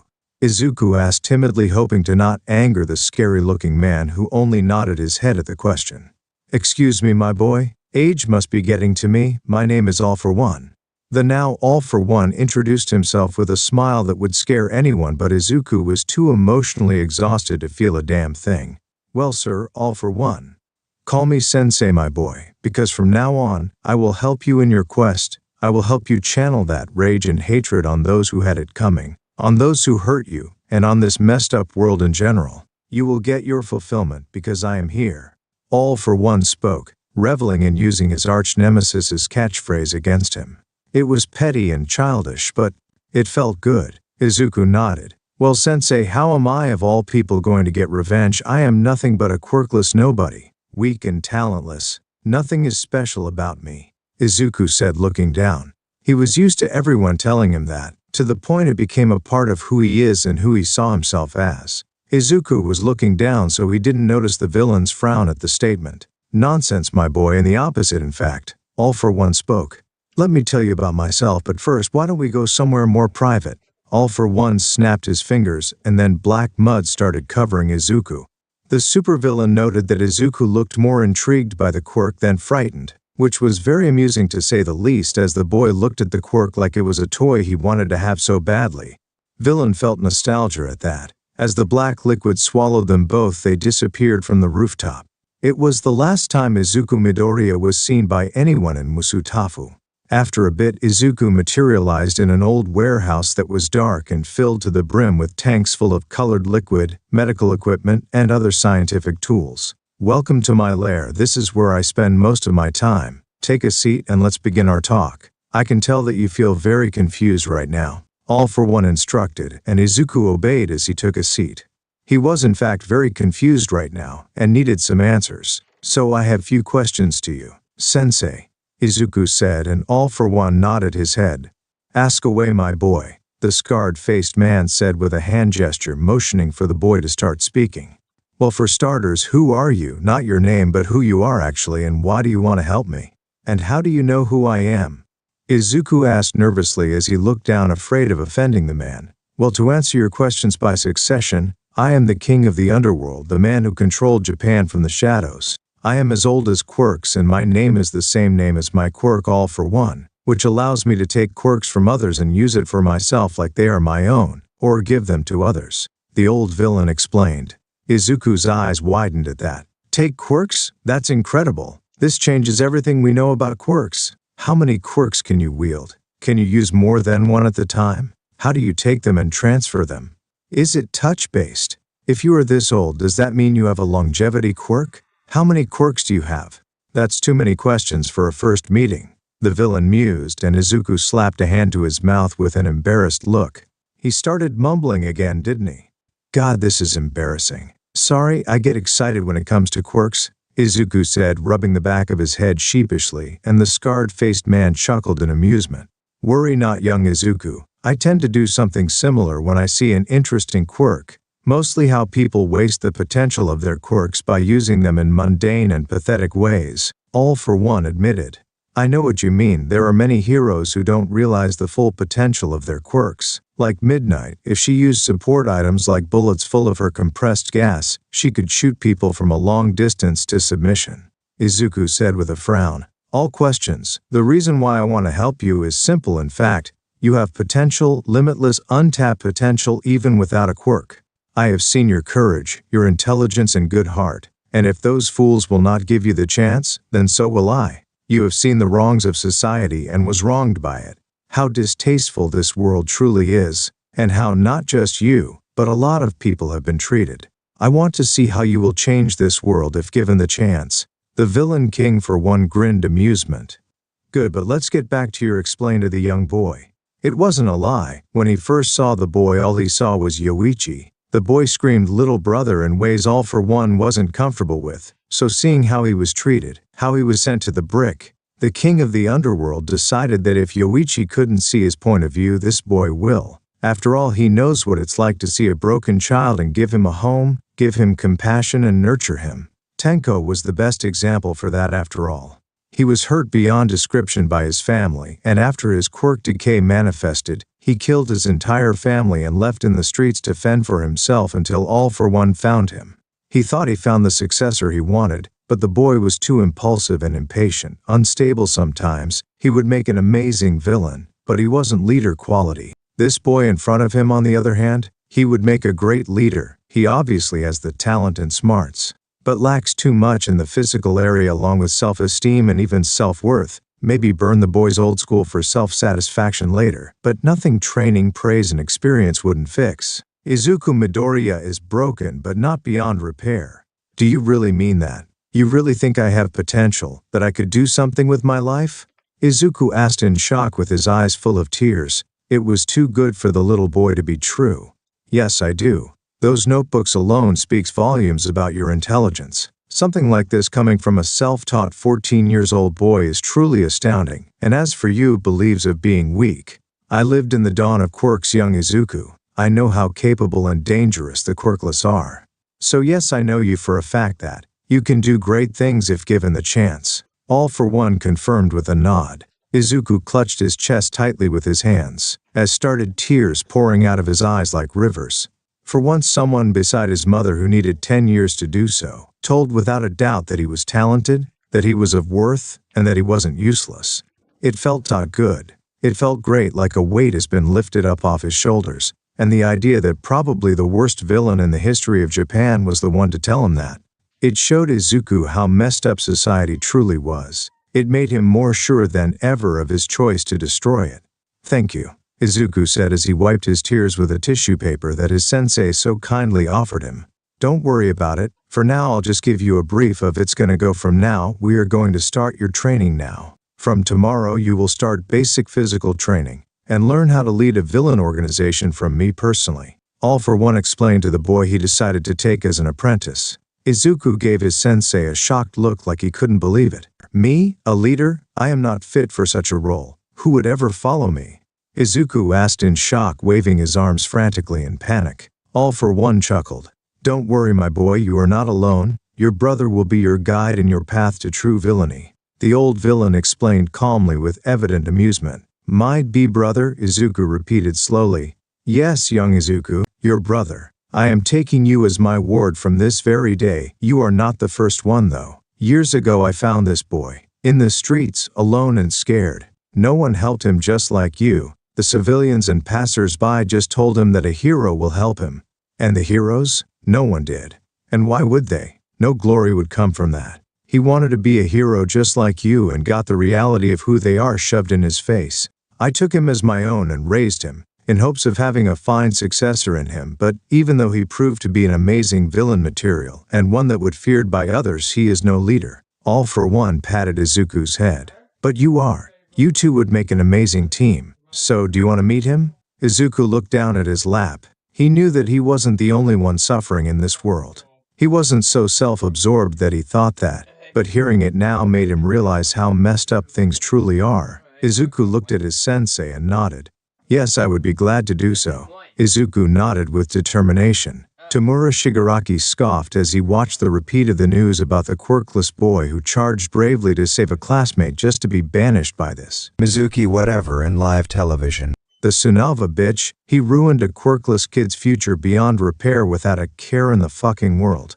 It reminded the fanatic gamer of why in the darkest pits of hell he hated this society. The kid will probably take a swan dive off the roof of some building by tomorrow and nobody will give a flying fuck about it.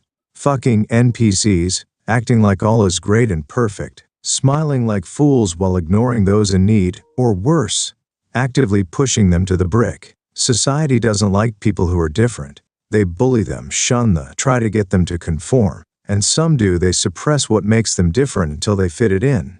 But it's almost always temporary. Those bottled up emotions and feelings will eventually burst and cause them to act rashly. That's how mist villains are created. Sure, some are just selfish motherfuckers who do bad shit for the sake of it, but most aren't. Most are pushed into villainy, mostly mutants and those with villainous quirks. They are the most likely to be villains. That interview is quite hypocritical, don't you think? Tomura Shigaraki? Kurogiri asked and Tomura scoffed. Fucking obviously that NPC is blowing shit ton of hot air for the image of that blonde oaf of hero. Tomura said, irritated as he scratched his neck. You're saying that even though the heroes didn't make a move, the boy's actions were still an obstacle? The newsman asked in surprise. So news guys can ask the right question sometimes, Tomura said sarcastically. I don't think the question did matter much. Kurogiri said, yes I am. The boy jumped into the scene while the villain was using the other boy's quirk to cause destruction. It may seem like the heroes weren't doing anything, but they were limiting the destruction to an acceptable level, until further reinforcements arrived according to our protocols. Mizuki explained. However, this boy's act does not only increase the chances of him getting hurt, but also the chances of aggravating the villain and cause more destruction and possibly hurt the innocents. Bullshit. The only thing you were correct about is that the sludge fuck caused a clusterfuck. Tamura scoffed. Kurogiri only hummed at that. Mizuki shot a glare at the camera. People may seem that the heroes took no action at the scene, but they were in fact trying to limit the damage to the structures and thoroughly monitor the situation. And as you can see, the situation was smoothly solved by our symbol of peace without any need for the boy's pointless deed. The only thing pointless is your face, Tamura grumbled. The boy kinda reminded him of himself. He used to go around and help people as a little kid, but that only got him beaten up at home by his shitty old man. This boy was the exact same thing. We also had reports that the boy has been applying to many hero schools and many other security agencies. He apparently wants to be a part of the hero working field. Do you have any comments on this? The newsman asked with a smile. To be a hero, one must gain proper training first. Using a quirk without a license is no better than being a villain. I personally think that the boy is not suitable for a hero or any security jobs. Mizuki said sternly. Tsunava bitch, Tomura said with a glare. His sensei was right. Hero society was a structure waiting to be torn down to shreds, and he will be the one initiating that. Nay ready Tomura Shigaraki. Master will bring your new partner very soon, and you should be in presentable shape. Kurogiri reminded. Tomura grinned at that. Yes, his sensei promised to get him a player too to help in his quest. Sensei said he can't do a solo game because he lacked the necessary skills, mostly strategy, leadership and charisma. Well, Tomura in all honesty would admit that he wasn't the best in team playing or leading a campaign. Maybe a player too would be great for his goals. And as Sensei said, they would be brothers. Tomura never had that. Yes, he had a sibling, but in all honesty, he didn't like her that much, and his old family sucked. Kurogiri and Sensei were all he had, and now he was getting someone else?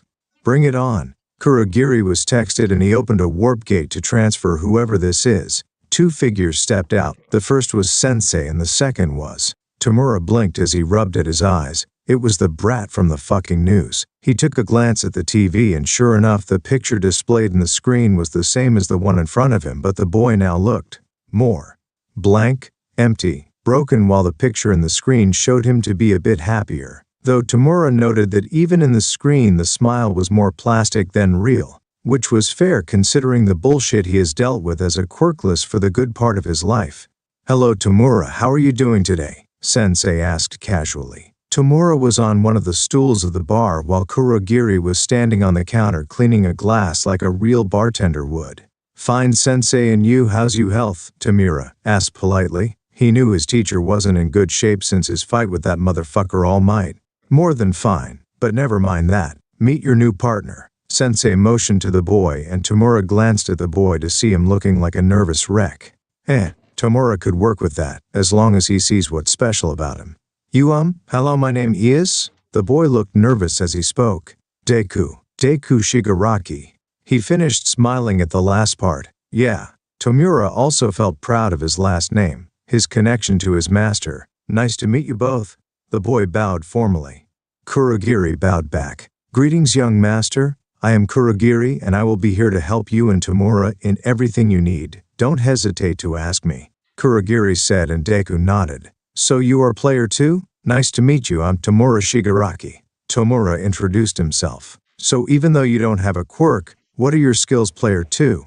All for One handed Tomura a notebook. It was singed and had watermarks on them, but Tomura grabbed it and started reading, and his eyes almost bugged out. What the fuck? Forget quirks. TJI's notebooks are gold. And with Sensei's quirks this boy would destroy society like it's nothing. Tomura grinned widely as he flipped through the pages. He grinned too widely it threatened to crack his and tear apart his lips. You wanted to be a hero so badly, huh? He did see it. Those notebooks were made with passion. I don't think so. Not anymore. Not that they'd let me anyway. Ah yes, quickless. He said as if it had slipped his mind he knew how they were treated. Their loss. I read a few pages. Impressive analyses. Think you can do me? Analyze me. What can you tell me about my quirk? You? Oh well. Izuku stuttered since this is completely unexpected. He never had someone asked him to do it. He was confused for a bit, but then his nerd mode took over. I think you have a 5-digit contact destruction quirk. You can't control it. It destroys everything you touch with your 5 fingers. All the boy did was laugh. I got it wrong? There's no need to laugh. No. You got it exactly right. My quirk is decay. Everything I touch with all my fingers decays into dust. What you just did was impressive. How did you do it? Well, I just noticed that you held the notebook carefully. Almost like you were scared of touching it with all 5 fingers. Same with that game you're holding. I assumed that's how you activated your quirk, and since you were trying to avoid it, it most likely was something destructive. Player 2 said bashfully. Tomura grinned as walked to him and slung an arm over his shoulder. Want to come with me and play some Smash? He said as he held up the game he was holding. Izuku didn't know what to think. First, Shigaraki nearly forgot that he was quirkless. He said his analyses were impressive. And now he invites him to play video games? It felt surreal to him, but Sensei said that Tomura would understand him and accept him. And he did. I'm nothing much. It's just been a hobby since I was young. Pleasure to meet you, Tomura-kun. With that the two went to play together and All for One smirked to himself. This went better than he expected. Katsuki seethed as he watched the news while eating. Deku, that stupid, quirkless, useless, quirkless, pitiful, quirkless weakling was the only one to come rushing in to save him. Katsuki Bakugo. He didn't need saving from that nobody. Yet he was the only one to come rushing in like that, and pull him out of that sludge freak. A smirk came to his face. At least he got torn a new one by all the heroes around and now in TV. Too bad All Might didn't let him have it as well. Having his favorite hero tell him what he did was stupid would have put the final nail in the coffin of that loser's dream once and for all. The sound of the phone ringing broke Bakugo out of his thoughts. Choosing to ignore it, he went back to eating his dinner. Hey Kachi, get the phone, will you? Mitsuki, his mother, asked as she helped herself to a mouthful of food. You get it, you lazy bat? Katsuki growled back. This earned him a smack behind the head from his now furious mother. Is that any way to talk to your mother, you little turd? She roared in his face. Is that any way to treat your own kid, you old hag? The boy pushed back just as viciously. Simon guys not at the table, Masaru asked politely, whilst also making ready to duck under the table if he needed to. Mother and son snarled at each other in a staring contest while the phone continued to ring. Mitsuki finally gave a tired sigh and got up. I'll get it. Ha! Katsuki rubbed in his victory as he scarfed down the rest of. Mitsuki picked up the phone and brought it to her ear. Hello, Bakugo residents. The Bakugo mother instantly recognized the trembling voice on the other line. Hey Inko, long time no talk. Bakugo couldn't help but eavesdrop as he ate, but then instantly regretted it. It was that useless as Deku's mom. If that little chicken decided to tell her about how he'd been picking on him at school, He was going to be in for a world of hurt. "How's it going?" Mitsuki brightly asked, until her face began to slowly fall into an expression of worry. "Inko, is something wrong?" "No, Izuku isn't here. Why?" "Oh no, Inko. It's gonna be okay. Okay? I'm coming over." Mitsuki slammed the phone onto its holder and ran past the dinner table. Bakugo stopped eating when the conversation started getting tense. He and his father got out of their seats and ran to see the mother fetching her coat out of the cupboard. "Honey, what's wrong?" Masaru asked, showing a rare moment of strong authority. "Izuku's gone missing," was the woman's answer as she pulled her coat on. "I'm heading over to Inko's right now to see what's up. You want to come with, Katsuki?" The boy shot his head up at the question. There was a time when he and Deku were once friends, but when he got his quirk and Deku didn't, their friendship became nullified. "Heck no, I don't want anything to do with that quirkless nobody." A hand grabbing hold of his collar and pulling him close to the seething face of his mother made him instantly regret his answer. Mitsuki knew the reason why her son stopped hanging out with Izuku was that the poor boy didn't have a quirk, and it was garbage like this that she couldn't stand coming out of her son's mouth. As much as Mitsuki wanted to let her spoiled brat of a son have it, she had more important things to do. She took a deep breath to calm herself before speaking once more. "I haven't got time for this. We'll talk later." She let the boy go and dashed for the door, slamming it shut. Bakugo stood in the hallway stunned by the look in his mother's eyes. She had never looked at him like that before. Katsuki turned toward his father, who just looked at him with nothing but disappointment. He turned back toward the dinner table and continued with his meal. Katsuki was astounded by how he was being treated. There was only one thing he could do when times like this arose in his life. Blame Deku. It was all his fault for disappearing in the first place. Why was he getting punished? That stupid little crybaby always did get everyone's attention more than him. Well, wherever the little nobody had run off to, he'd better do himself a favor and stay there. Because if Deku ever showed his face again, he was going to get it. Izuku Midoriya never returned home that night, or the next one, or the one after that. Inko and Mitsuki contacted the authorities, who put out a missing person alert for the boy. Days turned to weeks, but there was no sign of Izuku anywhere to be found. Local heroes were notified of the boy's disappearance, promising to keep a lookout for him. But even with the heroes' help, Izuku Midoriya was never found, as if he had vanished into thin air. As for Katsuki, he couldn't care less. The bomb boy wouldn't dare to admit it out loud, but he was glad to be rid of the useless broccoli-headed dork. He couldn't fathom why his parents were making such a big deal out of the green-haired nobody in the first place. He also couldn't understand why the loser's mom was so torn up about his disappearance either. The guy was quirkless. What good could he do other than steal his heir? Whatever, it didn't matter. Now that Deku was long gone, it just helped Bakugo to focus on getting into UA. Not that it was going to be any sort of challenge for him. With his quirk, the world was his. An all-you-can-eat buffet laid out just for him, and he was ready to dig in. Who on earth could possibly stop him? Bakugo was sitting at his desk in school, looking up at the ceiling with his usual scowl. He turned back to his side to look at the vacant desk where Deku used to sit. Ever since the quirkiness nobody vanished, the tone around Aldera High School had completely changed. He growled. Even when he wasn't around, the Deku still had to have some notion of existing, whether he was here in the flesh or when other people were talking about him.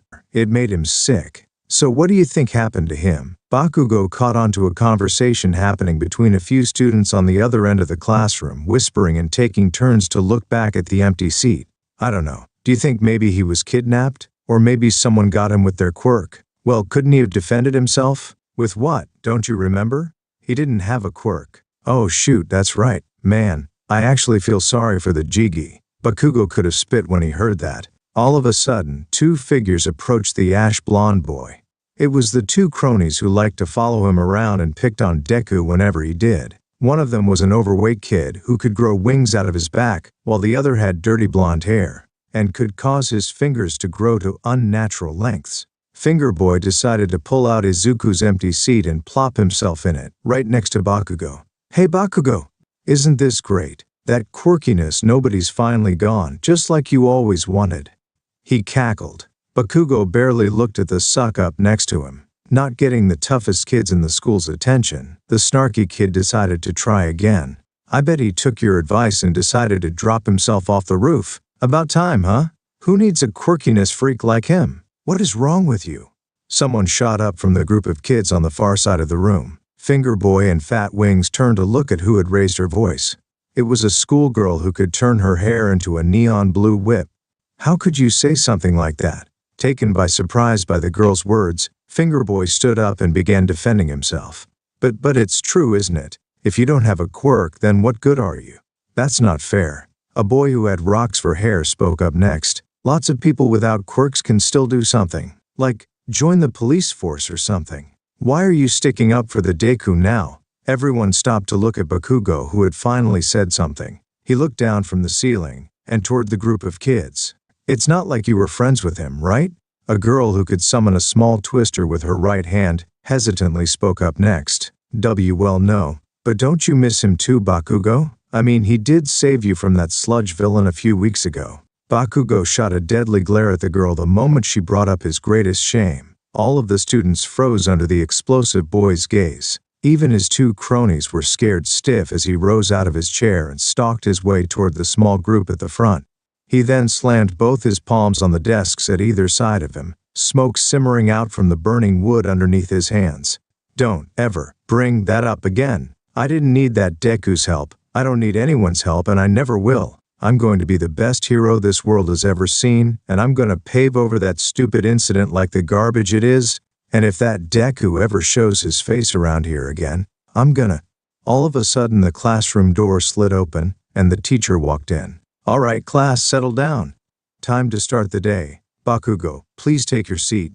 The explosive boy shot the group of kids one last look before stomping off back to his spot, seating himself down and propping his legs up on the chair in front of him. He honestly didn't care what happened to the Deku, whether he took his advice and decided to jump off a building somewhere or not. Chapter 5, Building Power. Summary. Izuku and Tomura are building power to start the League of Villains, and the state of Japan is explained thoroughly. Midnight had heard a lot of jokes about her being out at midnight, and she had never thought any of them were funny. The rated-R heroine was making her nightly patrol around the city, riding her personalized motorcycle.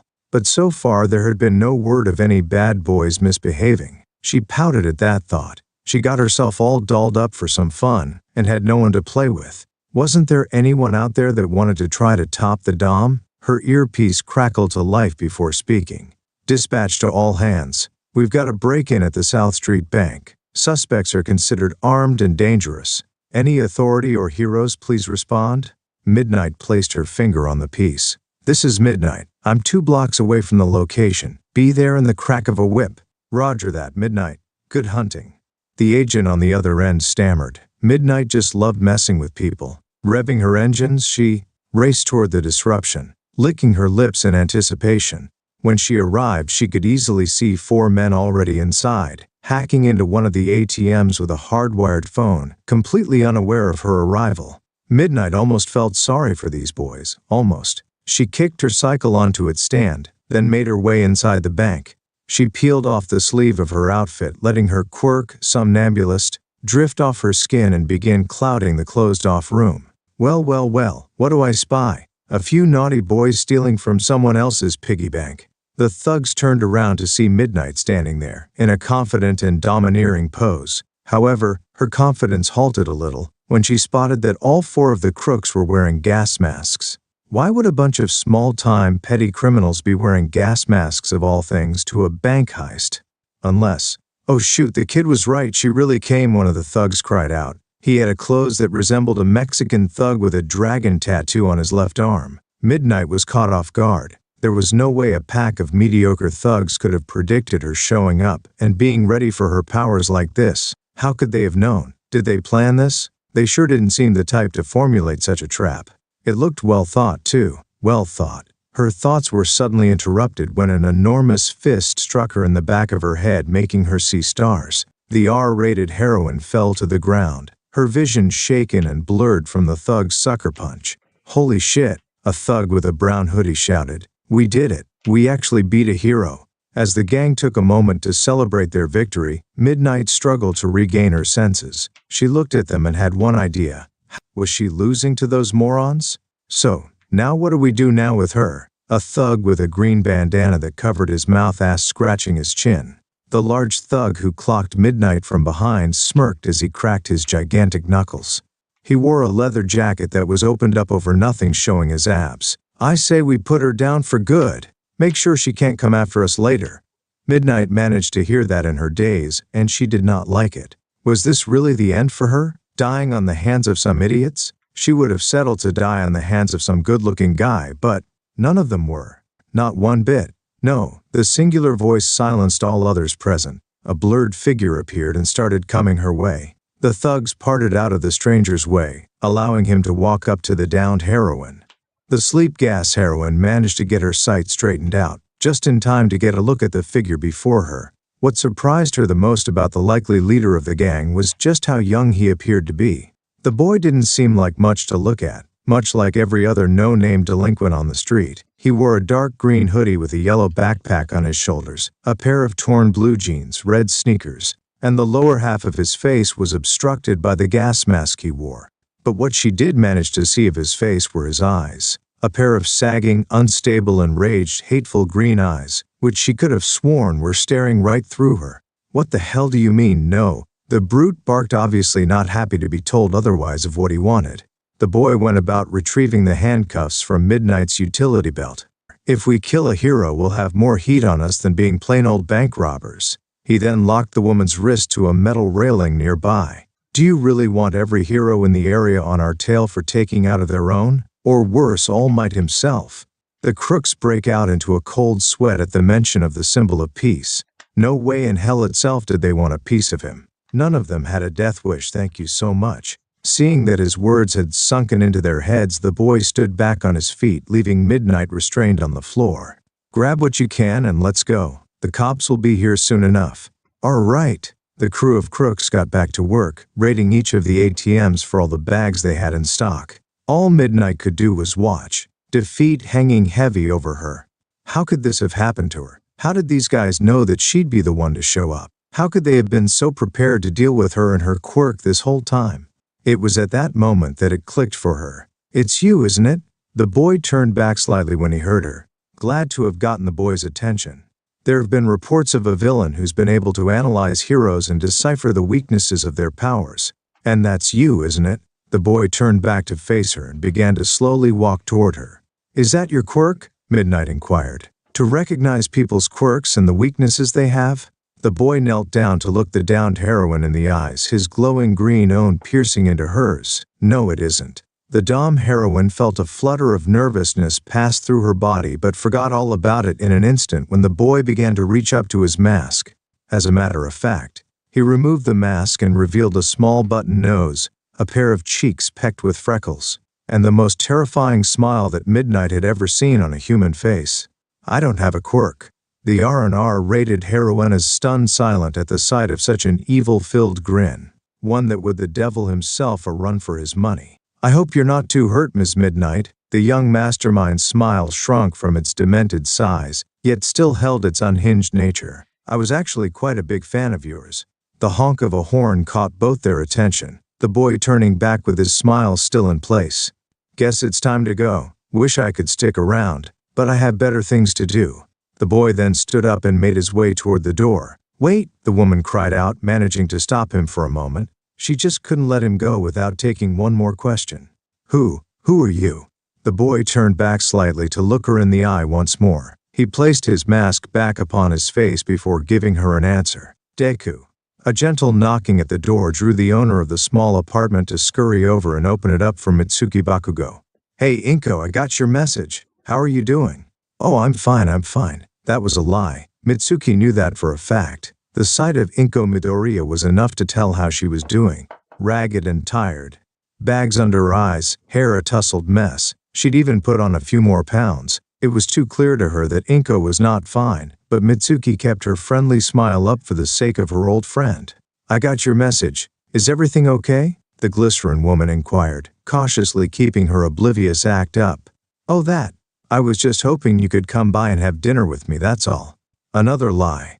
Mitsuki made her way inside the stout woman's home and spotted what Inko had made for dinner, laid out on the dining table. Katsudon. Izuka's favorite. Mitsuki quickly learned that whenever Inko made that specific dish, it meant that the day had been rough on her. Though every passing day where Izuku never came home was rough for the distraught mother, the Katsudon would be a clear sign that the day had been particularly horrible. Oh, Katsudon. Well, I suppose I could stick around for a while. The bomb boy's mother's mask nearly cracked at the sight of deep-fried pork and rice. The two mothers took a seat each at either end of the small table and began to dig in. The tension was so thick in the air, you could cut it with a chainsaw. The two women took small bites of their food as if eating too much would set off some invisible bomb they were somehow aware of. Inko would stare into her dish with a distant look in her eyes, looking up from time to see her friend eating as slowly as she was. For the sake of appearances, Mitsuki would shoot the green-haired woman a quick smile before taking another bite, with Inko giving a weaker one back before returning to her dinner. The silent eating went on for another 5 minutes. Inko closed her eyes and set her chopsticks down to one side, a resolute frown on her face. I talked with Hisashi today. Mitsuki stopped mid-bite. Oh no. The levitation woman's face scrunched up in emotional pain as tears began to fall from her eyes. He said it was my fault. It's my fault I lost him. It's my fault he's gone. The glycerine woman slammed her chopsticks down on the table, letting her anger boil over. That stuck-up yellow-bellied son of a... But he's right. Inko interrupted. It is my fault. No. Mitsuki shot out of her seat and rushed to her friend's side. Inko, no, it is not your fault. Yes, it is. The distraught mother wailed back. He was 4 years old when he was told he wasn't quirkless, that he wasn't like everyone else. Inko ranted as she gripped her hair in exasperation. When we got home, he rushed right to the computer and kept on watching his favorite clip of All Might for the rest of the day. He looked me in the eye, tears running down his face, and asked me, begged Ma, if there was any chance he could be a hero without a quirk. And what did I say? What did I say? Inko, Mitsuki tried to break her friend out of her self-inflicting. I'm sorry, the plump woman blubbered. That's all I could say. I drove him away. I gave up on him. I didn't believe in him. You didn't give up on him, the glycerine woman objected. You were trying to protect him. He could have gotten hurt if he tried to be a hero, but I should have just let him try. Inko argued back. My boy, the world's first quirkless hero. Wouldn't that have been something? But I ruined it. I broke him. All Mitsuki could do was hold on to the mother who lost her child, letting her cry her soul out. They both completely forgot about their plates of katsudon, until they had gone cold. Izuku grinned widely as he counted the money with the small-time gang he had just worked with. It was a small job but a start. Everyone got to start off from somewhere, right? And now he was around 3 million yen more rich. He can get this all invested into Yi new hideout, which reminded him that he had more work tomorrow after this. Hey kid, thanks for the help. This was a piece of cake thanks to your help. The thug with the bandana mask grinned widely as he counted the money. Yeah man, fuck quirks, you don't have one, and you led us to victory like it was nothing. We beat a hero. A hero. The one with the brown hoodie cheered loudly. Deku smiled as he looked at the crooks. He lifted his bag and slung the thing over his shoulder as he started walking away. Thanks, pleasure doing business with you people. Until we meet again, the green-haired mastermind said as he started walking out of the old warehouse. The feeling is mutual, ma man. If you ever need help, please contact us. The brood of the team cheered and Deku waved at them with a nod. As he exited the warehouse, he let a large, cruel Cheshire grin into his face. It was getting better by the day. It has been 6 months since he joined the League of Villains. Yeah, the name is kinda cliche, but he and Tomura were proud of it. Soon they will start gathering members for their group. Tomura just wanted to start with some fighters and wreak havoc, but that was too small for Izuku. No, that wouldn't do.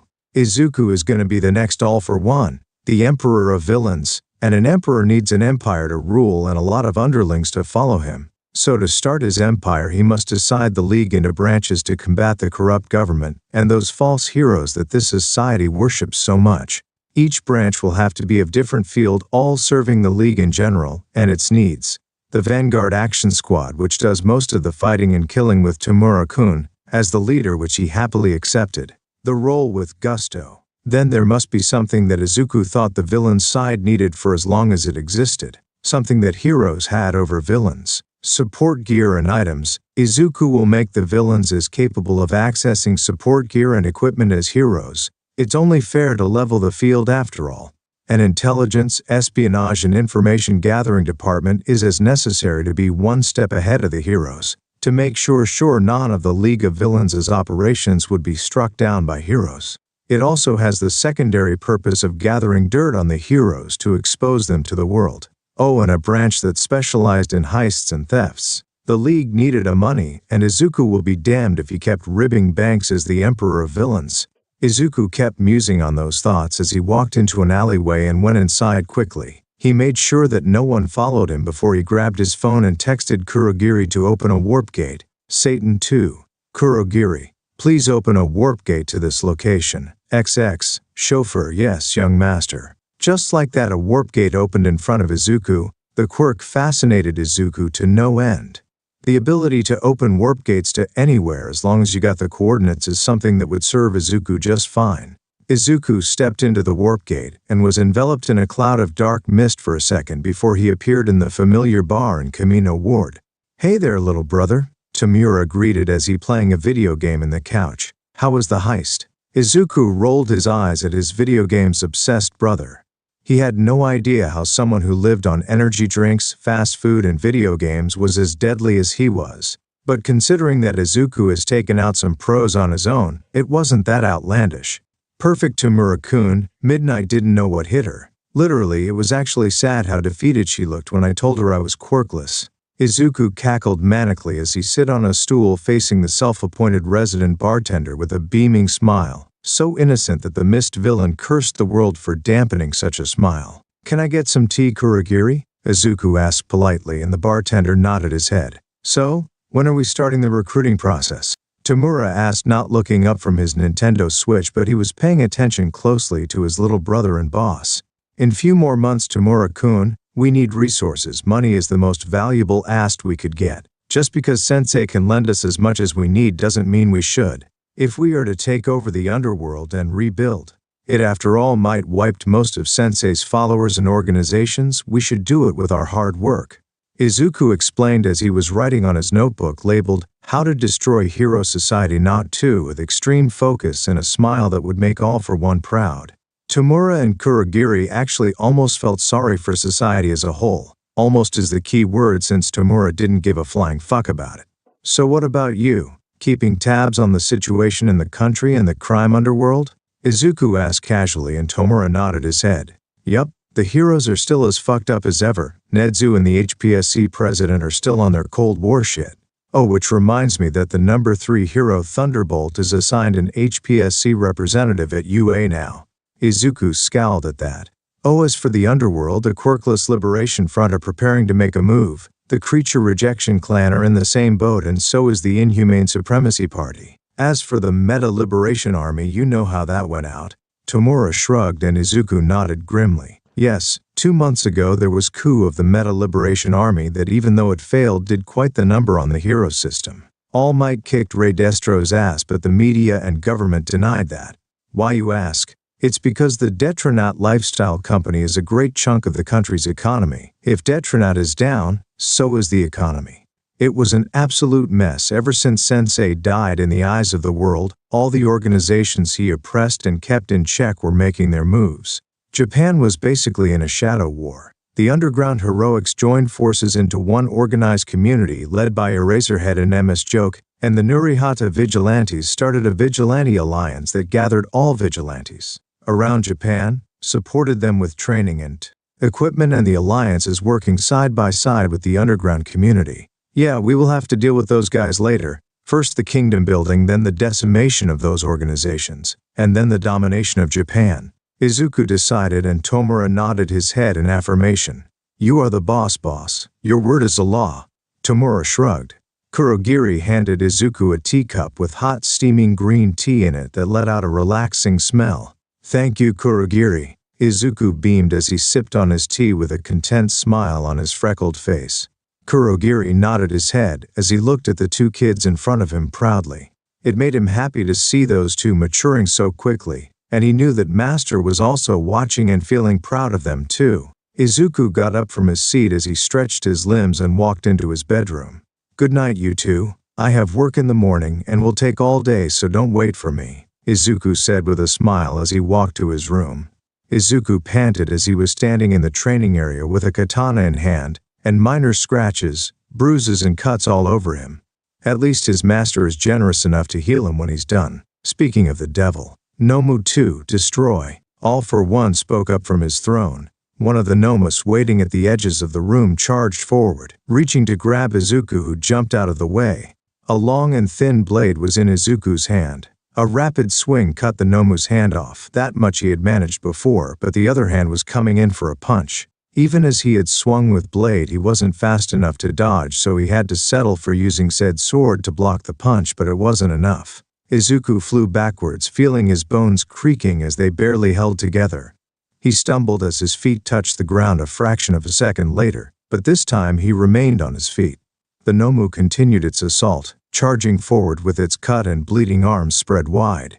After enduring a shattered arm, that was one bear hug Izuku did not want to experience unless the creature was planning to tear him in two. Izuku's first instinct was to scream and run. His sensei's training was to attack. With adrenaline running through his veins, Izuku charged forward, ducked under the Nomu's arms and shoved his right hand upwards. Hot droplets fell on Izuku, making him to jump away just in time to avoid being trapped under the falling body.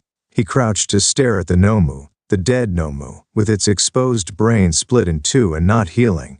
Excellent, Sensei said. Your first clear victory. I didn't mean to DDO to kill it, my body just moved before I had time to think. Izuku said in shock. That means you are developing proper fighting instincts. Your analytical abilities are impressive, but sometimes you must be able to just move, he declared, wailing close enough to ruffle Izuku's hair as he spoke in a softer, warmer tone. I know it is a bit shocking to you. With Kurogiri around, it is difficult for you to accept this Nomu was just a brainless creature, but you still did good. In fact, I have a gift for you. Nomu 1, bring the suitcase. The Nomu that had broken Izuku's arm before in his early matches in the start of training took a large black briefcase and brought it to the master and student. The supervillain took it and held it open in front of Izuku. Izuku simply stared at the contents for a moment until he reached in and took out a black face mask reminiscent of the lower half of Sensei's helmet. It was as thick and would easily cover its user's neck, but the front had a thicker shield-like part than his Sensei's. It had pipes coming from it. Is this?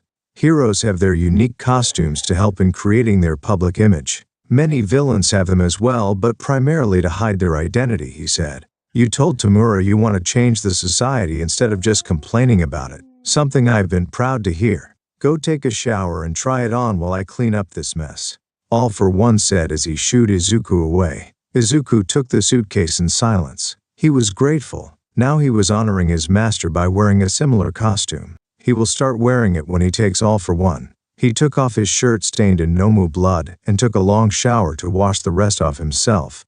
As he was drying with a towel, he stopped in front of the bathroom mirror to see if he had washed off everything. He stopped to stare at his reflection and wonder who was the person looking back. Some of the depressed tiredness he accumulated over the years was gone from his face, and his reflection looked older than he remembered. Both his face and body. And the later was really starting to show the results of his training. His endurance was never bad, but in the past no muscles had been actually visible. Now he was at least as fit as Bakugo. Just thinking the name made his expression darken, and he went back to the briefcase. Izuku changed into the new villain costume. Similarities with his father's usual dress were obvious. The color was the same in the design, but Izuku had hidden holsters in his sleeves for knives. They were more comfortable than they seemed and didn't feel like they hindered his movements. There were two exceptions to the simplistic formal look. It came with quite tall and heavy-duty metal-reinforced combat boots, and gloves which also had metal at the back of his hands, fingers pieces like brass knuckles. Izuku would have preferred red boots though. It took him a moment to put on the mask as he took a glance at the design, but eventually he put them on. Cool, he said, surprising himself with the distorted and low voice that came out of the integrated voice changer. Somehow the mask seemed to fit it, a communication device, a microphone, and what appeared to be filters for a gas mask. He returned to his master. All of the low-tier Nomus were gone and there wasn't as much as a bloodstain left of the dead one. It was just his sensei, Kurogiri, and Tamura-kun. Hello, brother, greeted Tamura. The young right-hand man looked at him for a moment and muttered, literally a mini-boss. Looks good, just as I expected. How does it feel? Sensei asked casually with a smile. Great, like it was custom tailored for me, Izuku responded. That is because it was. but I never got measurements taken. I had to replace my eyes with quirks. In some ways they are better than normal vision. Acquiring precise measurements was no problem. I even observed how you typically move. The costume was made to work as a formal wear like mine to be formal and representative, while still being simple and practical in battle. The material is fire and stab resistant, but you will need something heavier if you plan to get shot. All for One explained. Formal, Izuku muttered. When you first started teaching me you said that it's a quality of a leader? Yes. All might may have decimated my previous empire, but many separate operations still remain, mostly information gathering, secret research, and agents running my legal cover businesses. Things that cannot easily be stopped by punching. For years I have kept them under control from a distance, but now that I am dead it wouldn't do. Kurogiri can do only so much while the doctor is busy with other matters. All for One explained. So you want me to take over those along the rest of your business in the underworld? Izuku summarized. Yes, you need a legal front, and who knows, it might get you more allies than you think. All for One said. Izuku nodded. Alright, consider it done. Me and Tamura-kun will handle it. We need more resources to build our empire. The League of Villains will need all the money possible. Izuku said. How do you plan on the recruiting process, my boy? All for One asked, intrigued. Izuku grinned. Oh, don't worry, I already planned for that. We only need to wait until the new year starts. By then I should have gathered the resources and money necessary for the rise of my own villain empire. Izuku explained, much like an excited infant showing their dad a good grade. All for One nodded. It was then that Garaki came with a grin. Hello, my lord and young lord. I came to talk about the new project. Garaki said with a grin. Young lord, you are a genius, a genius. The second generation Nomas are a success. All for One looked surprised at that, but in a good way, while Izuku beamed. That's amazing, doctor. I am very happy that my idea was useful, Izuku said happily. Useful? Useful? Doctor asked like the word was an insult to everything he stood for. Young lord, you gave us a new perspective. Those second generation Nomas are to say the least gonna make making an army much faster and easier. Doctor cheered. The entire second generation was born when Izuku pointed out that if the Nomu creation process, which he was incredibly uncomfortable with, damages higher brain function, then perhaps using creatures who generally aren't very dependent on said brain functions made more sense. Basically animals, because Nedzu is a proof that animals could have quirks. Dr. face palmed at the idea, or at least he tried to. He froze mid-move and made the "oh my, all for one, why didn't think of this earlier" face. The result was an entire line of Nomas built upon animals that developed quirks, and thus could be given more, but not sapience. Buying a dog with some minimal quirk on the internet was also significantly less problematic than kidnapping someone from the street. Izuku is still waiting for the right moment to inform the good doctor that he is only marginally less uncomfortable with the second-gen Nomas, and that it's probably the time to do something less manically evil.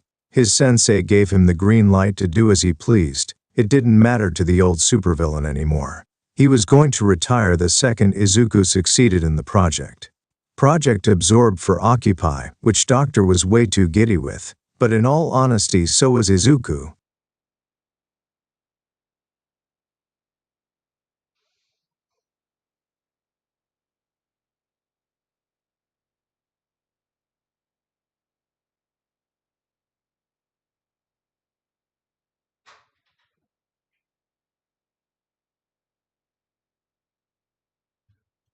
Alright, I hope you read this.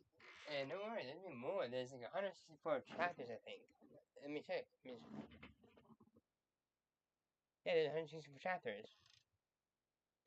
And no one owns it anymore, it's orphaned.